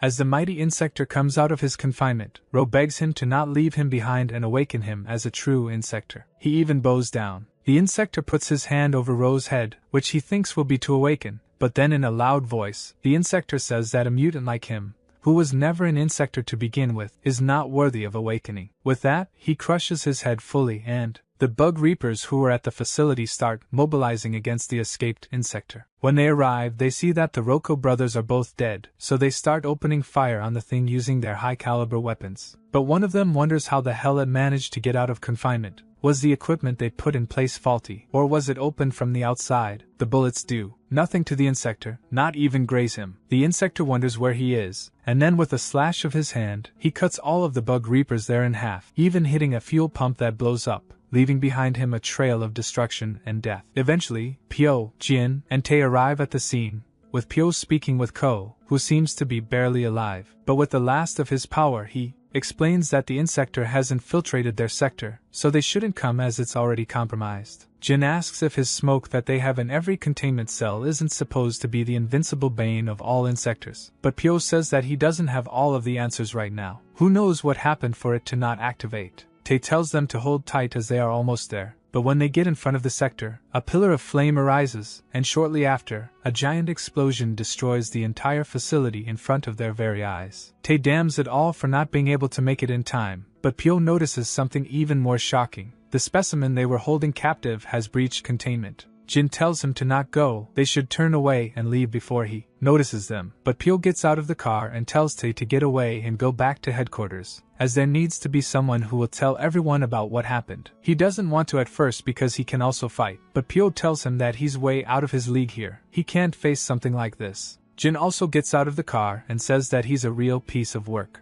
Pyo tells him to step back, otherwise he won't guarantee his safety. But Jin says that he won't disturb him in his hunt, rather, he will help him. Pyo tells him to be careful as he's very mad now, so he will attack relentlessly. But Jin already knew that, so they both get into position to charge in. The insector calls them a bunch of incompetent fools, and thus, the legendary fight begins. Inside of a pretty nice home, Yi-jin walks around, admiring the house but also questioning why people like this guy always have such nice living spaces, yet she has to live in a one-by-one home. That's when she also notices Red's collection of trophies won at different boxing contests, with a picture of him, saying that he is the lightweight champion of the country. Red, who just came out of the shower, explains that he is happy with performing on this stage because it's difficult to avoid blood tests and doping scandals on the bigger ones. But now that he's out, she should also go take a shower since she's starting to stink. She notes that this type of living must be easy on him. He probably doesn't know how it is to live in a rooftop apartment since all he does is get money from punching people. Red says that he puts a lot of effort into faking his humanity. She should also know about that, but she tells him to shut up as they should check on Misoon. They go to the couch they placed him on, with him being passed out pretty peacefully. Both of them think that he's recovering quite well, but Red wonders why she brought him here of all places, something which makes Eugene slap him as she treats his wounds. She says that this guy lives with his grandma, so if she sees him in this condition, she will pass away. But Red still doesn't get why she didn't take him in her house. She notes that it's dirty there as she didn't have time to clean up. Red then changes the subject, saying that he is different from other insectors, as his blood is very red, and even the message left by Kojima was aimed towards him as he looked at him the entire time. Eugene says that even so, she already knew something was up, as when she mentioned Kojima for the first time, his eyes immediately became filled with rage. His past certainly has to do with that monster, she is sure of it. Jin and Pyo try to get through Kojima's defenses, but the ants won't even let them pass, allowing him to attack without worry. But the two aren't defenseless either, as they push away the first attack and then they dash away from the next. Jin finds his ability amazing, and Pyo notes that it's just like how the Ant Castle project file said. The range of attack is really intuitive. Jin charges up his axe, noting he didn't sign up to fight mere ants, and then throws it with Pyo charging his axe with the energy he had stored up in his katana. The axe hits Kojima square in the chest, but Jin doesn't stop there. He also charges in and connects his two axes, dealing a powerful blow to Kojima. In this position, he asks Kojima if he's part of the insector or a rebel. Kojima says that a lowly human like him wouldn't understand even if he tries, but Jin tells him to try him. With that, he pulls his axes out once again and moves to slash Kojima, succeeding multiple times. Kojima, unbothered by this, says that his skills are admirable, but he will now show the true pinnacle of power. In one movement, he cuts off one of Jin's arms and legs, with Pyo screaming at him to back away. However, even in his injured state, Jin puts enough strength in his remaining arm to actually cut off one of Kojima's arms. Kojima congratulates him and apologizes for calling him inferior this time. Unfortunately, this is as far as his strength will carry him. He thinks that this is it for him. This is how he's going to die. Kojima suddenly moves right in front of Pyo and says that he must already know about that case. Pyo thinks that if he's talking about the Ant Castle project, he may be able to pull out more information from him. He says that the case is classified information, so what is he trying to do with it? He shouldn't try to lie as he knows everything about the project since he read it. Kojima explains that there is someone precious to him connected to it, someone that may be able to unify all of the insector kind and make them the rightful rulers of this world. Before Pyo can ask more questions, Tae smashes the van into Kojima and tells him to get lost. But this doesn't stop him at all. His efforts are without any meaning. Kojima cuts the van in half with ease, but Tae manages to get out and tell Pyo that he will buy them some much-needed time. With that, Pyo should go and take care of Jin. Pyo asks him truthfully, "How long do you think he will last against that monster? He is the devil incarnate, a being that defies all logic." Out of nowhere, a large bomb appears from the sky and lands squarely on Kojima. who blocks it with his arm. However, the explosion still happens, creating a small mushroom cloud. This was done by Sam, who came by airplane and also apologizes for being late to the party. But they should hop on and leave this place, as it's not something they want to be caught in. With this diversion, they managed to get away, not because they outsmarted Kojima, but because he wanted to let them go. The next day, Yi-jin and Mi-sung are the only ones at school because from the messages with Cho-ah, Mi-sung finds out that they were all supposed to go on a trip with their math teacher. But since they didn't show up at all, the schedule moved up and they went earlier. Yi-jin damned it all as she really wanted to go on that trip. Why does everything fun happen when they are not around to put the icing on the cake? She also lost her phone so she couldn't check the schedule. But she hasn't given up yet, and tells Mi-sung that they should also go to Pohang where the trip is being held. Mi-sung asks how they are going to get there in the first place, making Yi-jin laugh. In situations like this, one needs to take advantage of their rich friend. Also, can she borrow his phone for a... When they go outside, she notes that she has found a way for them to get to Pohang. A way that will make them arrive faster than anyone. That's when a large engine can be heard coming their way and sure enough, a red expensive car parks right next to them.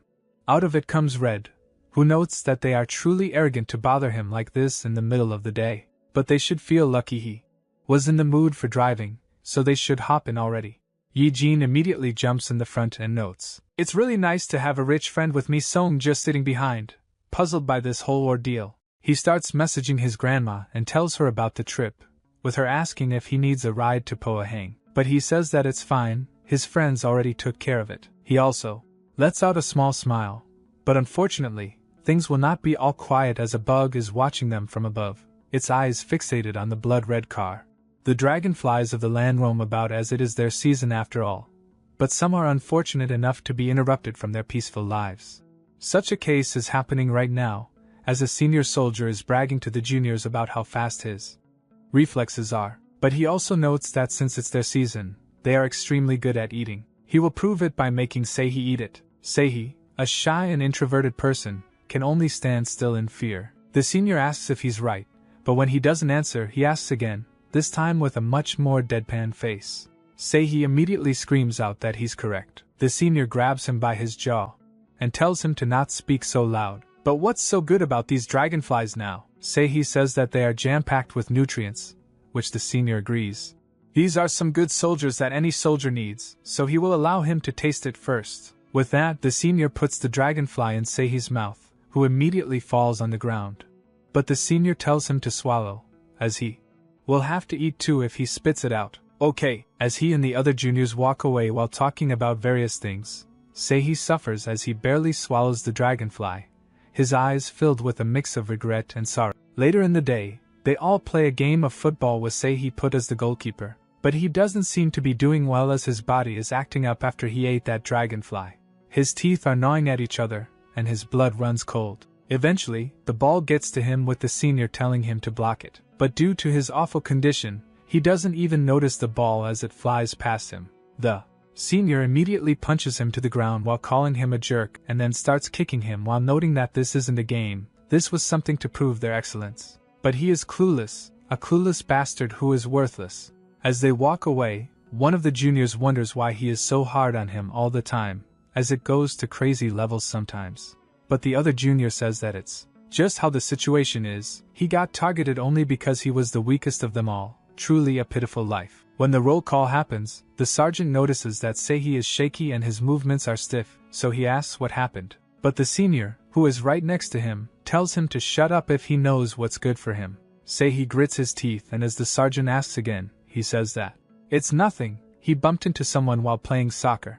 The sergeant believes him and continues on, since fall is here, they should bring out their jackets so that they don't get cold. And also if they have any issues, they can report them directly to him as he is in his office at all times. With that, he dismisses them, what truly happened going unspoken by anyone. When night arrives, Seihi and the senior are left on guard duty, with the senior apologizing for hitting him so hard. But seriously, he shouldn't have sat around like a dumbass and let the ball go through like that. Seihi doesn't even listen to him as the dragonfly he swallowed starts growing. The senior asks if he's even listening or does he want another beating. The dragonfly grows once again. The senior has had enough of his insolence and tries to slap him, but Seihi doesn't move at all. Even if he is slapped, the dragonfly engulfs Seihi's entire body. The senior screams at him as he will write this up as insubordination, but that's when he notices that something is wrong, very wrong indeed. Seihi's glasses fall on the ground as he is fully transformed into an insector, ready to take his senior's life. In response, the senior has only one word to say: fuck! The school kids are still on the road with the teachers watching the news about a fire in a club near their city. One of the teachers asks the main one how much further, with the main teacher of the field trip saying that in about 10 minutes they will arrive. Choa doesn't partake in the talking the other kids are doing as she stares out the window, but she also noticed that since that eventful day, her classmates have been looking at her like she did something. Then the one in front of her asks if she wants a lollipop, but in exchange she has to come with him during the trip. In response, Choa punches the air in his face, making him drop the lollipop. She tells him to not get riled up for nothing since they will all go on this trip together, while he laments going on such a boring field trip. Choa bows down to pick up the lollipop, but that's when the newly transformed Seihi appears and guns down everyone in the bus, with the only exception being Choa, who was fortunate enough to duck. When she looks around, she notices her classmates' lifeless corpses. But Seihi is not done here, as he opens up the bus vent and looks down on her. Mi-sung and the gang fall silent while they drive towards their spot, but Red tries to break the ice by asking when they first awakened. As Insector Yi-jin feels that it's kind of a random question, but to encourage them to do it, Red tells his story first. When he started boxing, he had a unique way of doing it different from his peers, and because of this, he became the champion in no time. But once he got in an argument with a guy who was a supposed big shot, and when they got to the streets to settle the score, things got wild as that guy ambushed him with a bunch of gangsters. So he was beaten and basically left to die. However, he thought that this was infuriating to be ganged on by a bunch of losers, so he wished to kill them all. That's when his emotions spiraled out of control and he awakened. He was surprised by this fact, as he never showed signs of it before, but the second thing he wondered about was how exactly he became one. So when he became a member of the Six, he asked Hannah, who was pretty knowledgeable about it. She explained that in their lifespans, humans eat over 100 different types of insects or get stung. But when a human eats one, it's like some special genes from that entity seep into the body, with those infected being none the wiser about their condition. They live on like ordinary humans. However, once a special trigger happens, the genes from the insect become their flesh and blood. They awaken. That's when he realized he ate a ladybug some time ago. But he wonders where Hannah is now. With that, he tells Yi-jin to tell her story, which she does. She was helping her father with farm work, but she wanted to peek her head out of the window to feel the wind. Her father warned that bugs are coming, yet she didn't listen. That's when a moth flew straight down her gullet, and she swallowed it, something which her father was very mad about. A few months after that, Kijima came and killed her parents. That was the day when she awakened. Red apologizes for bringing up bad memories but moves on to Mi-sung. Mi-sung says that it was from when he was young. He doesn't remember much though. Yi-jin notes that it's very convenient, but Red says that the memories may come back to him some. Eventually, they arrive in Pohang, but they notice that there's a line for some reason, and some soldiers too, something which one doesn't see often. A soldier comes to Red's car and salutes. Red asks if they can go through as he has some students that want to go on a trip. But that's when Mi-sung feels an insector nearby. Sure enough, the soldier explains that there is an insector issue currently, and he can't allow anyone to go through. Some explosions and gunshots can be heard from afar, with Yi-jin wondering what to do. But Mi-sung tells him to drive, not back to Seoul, but in front, as there is an insector there, he can feel it. With that, Red salutes the soldier once again. But then, it revs up the engine and effortlessly breaks through their blockade, as they surely didn't expect for a maniac to do something like this. Somewhere far away, the soldiers try to take down Seihi with everything they can man, even explosives, but he's too swift in his new form and easily dodges their attacks, allowing him to cut through them like butter.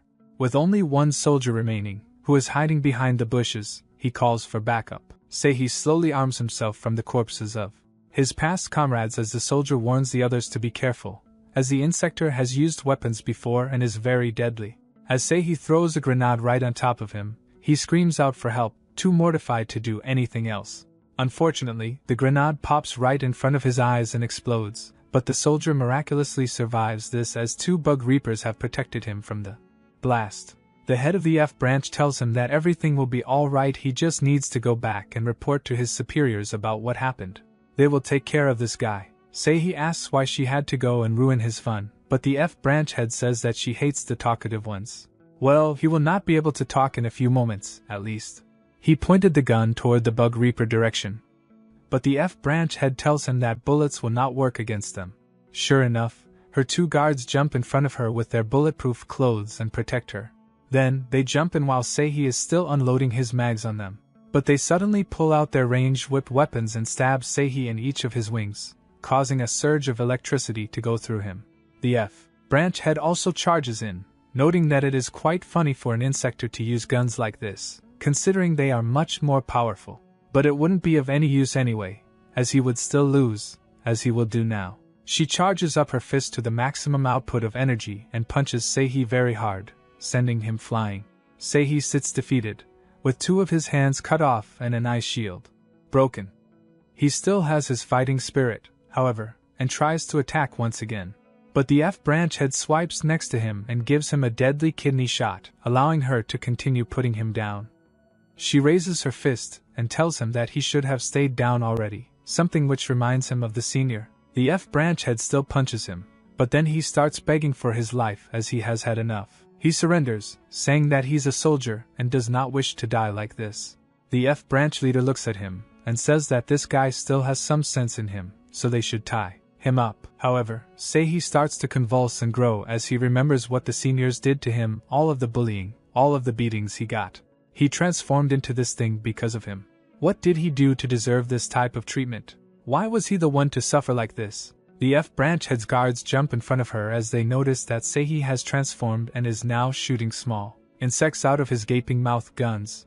The guards' bulletproof cloaks do nothing against these metal-bending insects and their pincers, so the F branch manager is bathed in their blood. Seihi tells her that she should have left him alone, those bastards deserved it. All of them deserved it. The F branch head screams at the top of her lungs that he is a trickster rat. Seihi regenerates his wings and starts flying, while also telling his new dragonflies to charge in. With tears in his eyes, they do just that. But the F branch head is not about to go down easily, so she zaps the small insector away. However, it seems that this was Seihi's plan. As he starts flying away, she is adamant on not letting him go, so she uses tons of power from her gloves to charge a shot and unleash it on Seihi, landing squarely on his back. Unfortunately, it does not stop him, as he begins flying away with even greater speed.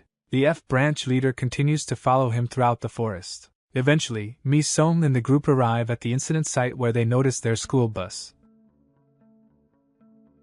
Someone explained to Red when they got here, the bus was just empty, which they find hard to believe. Even as Eugene searches, Red signals her to stop as it's pointless. Mi-sung decides to go on his own through the forest, but he is now speaking with Eugene, who asks if he found that insector yet. Mi-sung denies it and says that he's moving fast, but what about their classmates? Are they safe? Eugene says that there's a problem as the kids are nowhere to be seen. Seeing that they have suddenly poofed out of existence like this, there is no doubt that they are being kept as a food source. He has that insector before it is too late. Mi-sung says that he understands and ends the call. He takes off his band-aid and charges in with even greater speed as he completely transforms, his eyes filled with the thrill of the hunt. Before the bus was emptied of the bodies, Choa couldn't believe that almost all of her classmates were dead.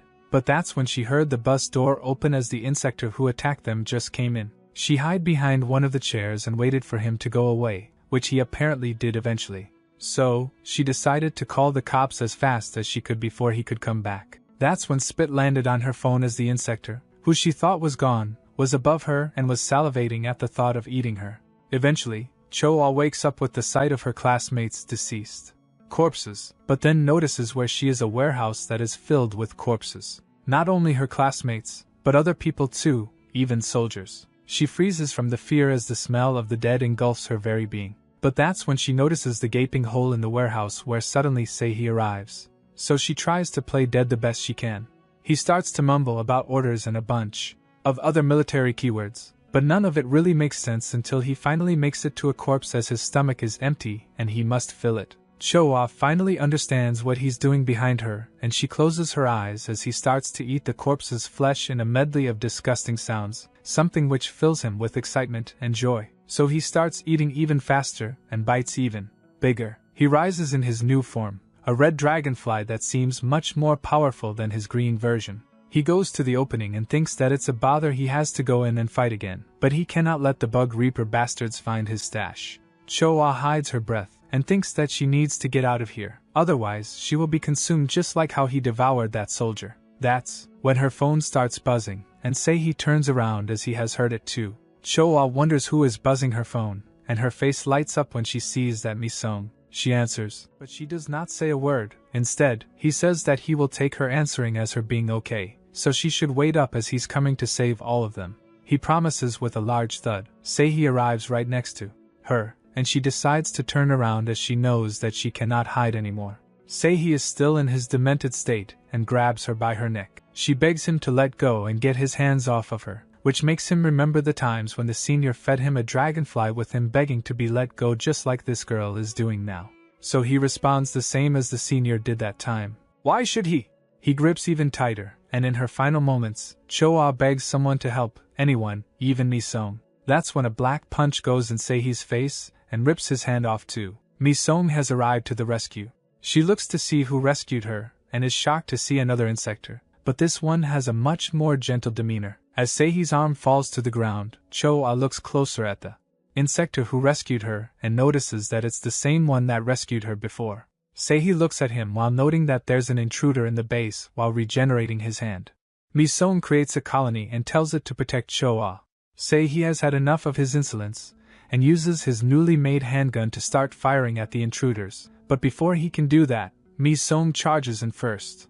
Seihi starts firing at them with his new insector bullets, and the colony protects Choa with all of its power, the bullets going through it as it moves Choa around. Mi-sung continues to charge in, but the insector bullets redirect themselves in his direction and try to hit him, but they are no match for his sheer force. Eventually, he arrives next to Seihi and tries to punch him, but he dodges, and they start trading blows with great effort, with none of them being able to hit each other in any meaningful way. Eventually, Mi-sung gains the advantage and punches his side with great force, but this doesn't stop Seihi as he points the gun straight at Mi-sung and shoots, with the bullets going right through him, making him bleed out of his mouth. Seihi rises in the air and uses the mini insector to barrage Mi-sung. They move in a circle and then suddenly strike them all at once, cutting him cleanly in half. Choa, who is still inside of the colony, wonders what is going on outside as she hears a lot of fighting. Seihi stands over Mi-sung, who is now cut in half, thinking that the intruder is done with. But that's when the real Mi-sung appears behind him and prepares to strike with a big claw. He succeeds and sends Seihi through the wall with the force of the attack. But he gets up on his feet quick, and as Mi-sung comes for him, he starts shooting again. This time, Mi-sung is able to defend himself from the bullets. This was just a ruse, however, as the real attack comes from behind with tons of ants clustering up on Seihi, engulfing him entirely. After the attack is done, Mi-sung goes to check on the body, but only finds one small wing and a leg. Seihi is running away with Choa and tow. She tells him to let go, but he obviously will not listen to her. Mi-sung charges in to rescue her, but Seihi flies even faster away. Mi-sung calls back his colony and calls it an idiot before telling it to come back as they have to catch that insector no matter what happens. The colony transforms itself into wings that attach on Mi-sung's back, allowing him to give chase to Seihi. Before she can even react, Seihi throws her away and tries to snipe her from the air. But Mi-sung catches her and runs away from the gigantic bullet that is now following them. Fortunately, the F-branch head arrives just in time and takes down Seihi with an extreme amount of power that is surging through her gloves, disintegrating him. Next, she moves on to Mi-sung and tells him to let that kid go while she's being nice, as she has enough power to kill him too. When she first arrived at the scene, she saw when Mi-sung rescued the girl from certain death, making her wonder if that insector's purpose was to really rescue the child or for other reasons. But she thought of it as impossible. Insector only think about eating people. There is no way they would selflessly rescue someone. The charred Seihi falls to the ground, and the F-branch head asks Mi-sung if he's planning to keep that girl as a hostage. This makes her think that he is not worth reasoning with, so she charges in with a punch, which lands and takes Choa from him. Mi-sung flies away from the punch, and she puts Choa down on the ground and covers her with a coat while also picking up one of the badges and activating it, making her surge with power. With that, she goes in ready to get rid of this insector and finish her job. Eventually, Choa wakes up and sees that the black insector is now fighting a strange woman, a bug reaper. She tries to go through his defenses, but she can't, as all this insector does is dodge and block. Why isn't he attacking her? Did she miss something? She eventually attacks with enough power to send him down on the ground, allowing her to ask him what he is trying to do. Was he really trying to protect that girl? Mi-song says that he was.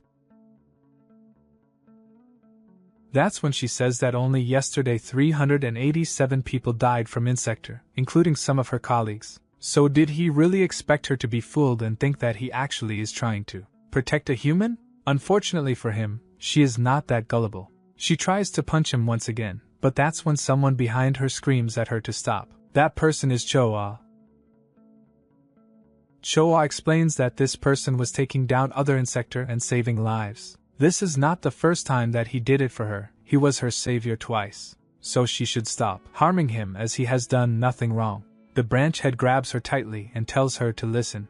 An insector is an insector, no matter what they do. That thing behind her has killed and harmed humans constantly. And even if he did save her twice, how doesn't she know that he was just saving her for later? He may be aiming for her family and friends too. Is he ready to face the consequences if that were to happen? Choa can't help but remember the death and horror she experienced at the bus when the insector attacked, so she wavers. Even if she is strong of character, things like this drag down even the toughest people. The branch head says that her colleagues too were ripped to shreds right in front of her eyes. Even recently, an insector who bargained to be left alive, as he will help humanity survive, escaped and is now on the loose. Mi-song believes that they are talking about Kojima, but why aren't they focusing all of their efforts on him instead of coming all of the way here?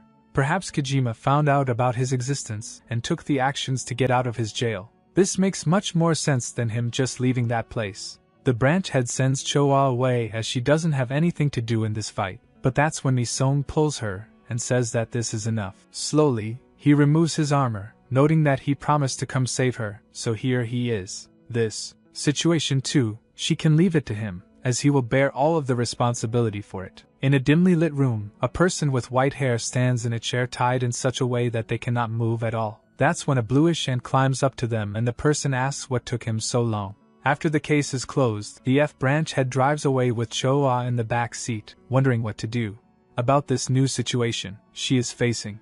The branch head calls and says that they have captured the insector that defected from the army, even though he is barely breathing right now. But unfortunately, they lost two great warriors that will be remembered. Additionally, they have captured the Black Ant who seems to have ties with the Ant Castle project, so they should prepare a place to interrogate him once they arrive at HQ. When they eventually arrive, the guard there immediately lets them inside, but behind them is Red and Eugene, with Red noting that this would be the last place he thought of visiting ever, yet here they are. Eugene wonders what Mi-song is trying to do, as even now she can't figure out how he thinks. Earlier, when she and Red were running to Mi-song's location because he was not answering the phone, she suddenly stopped Red in his tracks as she saw that Mi-song was captured by the Bug Reapers. They immediately started getting mad and slowly transform while running towards him, but that's when something nudges into Red, who thinks that it was Eugene, but she confirmed that she had nothing to do with it. That's when they notice a very small colony standing next to them, which suddenly writes them a message using the ants to not do anything harsh and stay away. They thought that this is Mi-song's way of speaking to them without being face to face, and sure enough the little ant told them to follow him wherever he went, which confused them at first, but they decided to do as they were told. When Mi-song and the branch head arrive inside of the facility, the employees thank her for her hard work. She says that it was nothing and tells them to take care of this little one first, as she is the only survivor and she would like to know if she's fully healthy. As the employees start tending to her, Choa can only look at Mi-song, who looks back at her too. The branch head tells him that he's coming straight with her to the interrogation room, which he obliges with, as he does not want to fight them. While Choa is being escorted to one of the rooms, she overhears someone arguing, that someone being Jin, as Pyo has suggested that he gets implants.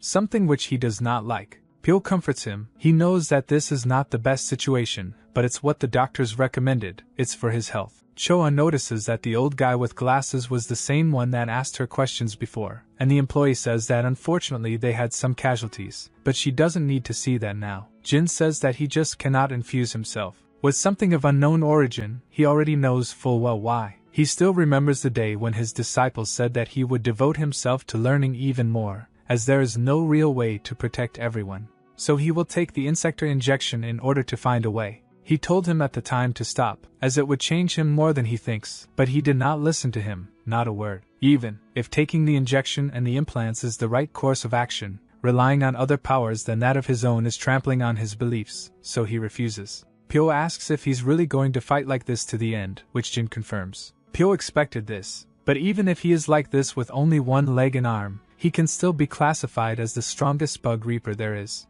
Jin smiles and says that this is only natural. A guy like him can be much more helpful in terms of power, but these disabilities will not impede him from using that power for the greater good. Suddenly Pyo gets a call, and when he answers, his eyes widen with shock. He immediately rushes out of the room and says that there is something he must attend to. When he arrives, he looks straight at Mi-sung, who looks back at him. The F branch head asks if he's doing well, as he was pretty injured when he came back. Pyo says that he is fine. He came straight here when he heard what she said. But is this kid really the one? The F branch head confirms that it's true. He said that he knows the purpose of Kojima, so he shouldn't be underestimated. Additionally, he is the #1 result of the Ant Castle project, the one that he has been researching all of this time. The three of them go into an interrogation room with a lot of researchers sitting behind the screen to eagerly hear what they have to say. Pyo looks at Mi-sung and thinks that previously he thought that the #1 subject was the woman, but in reality, it was referring to this boy. For now, they can put that aside as it's time to ask him some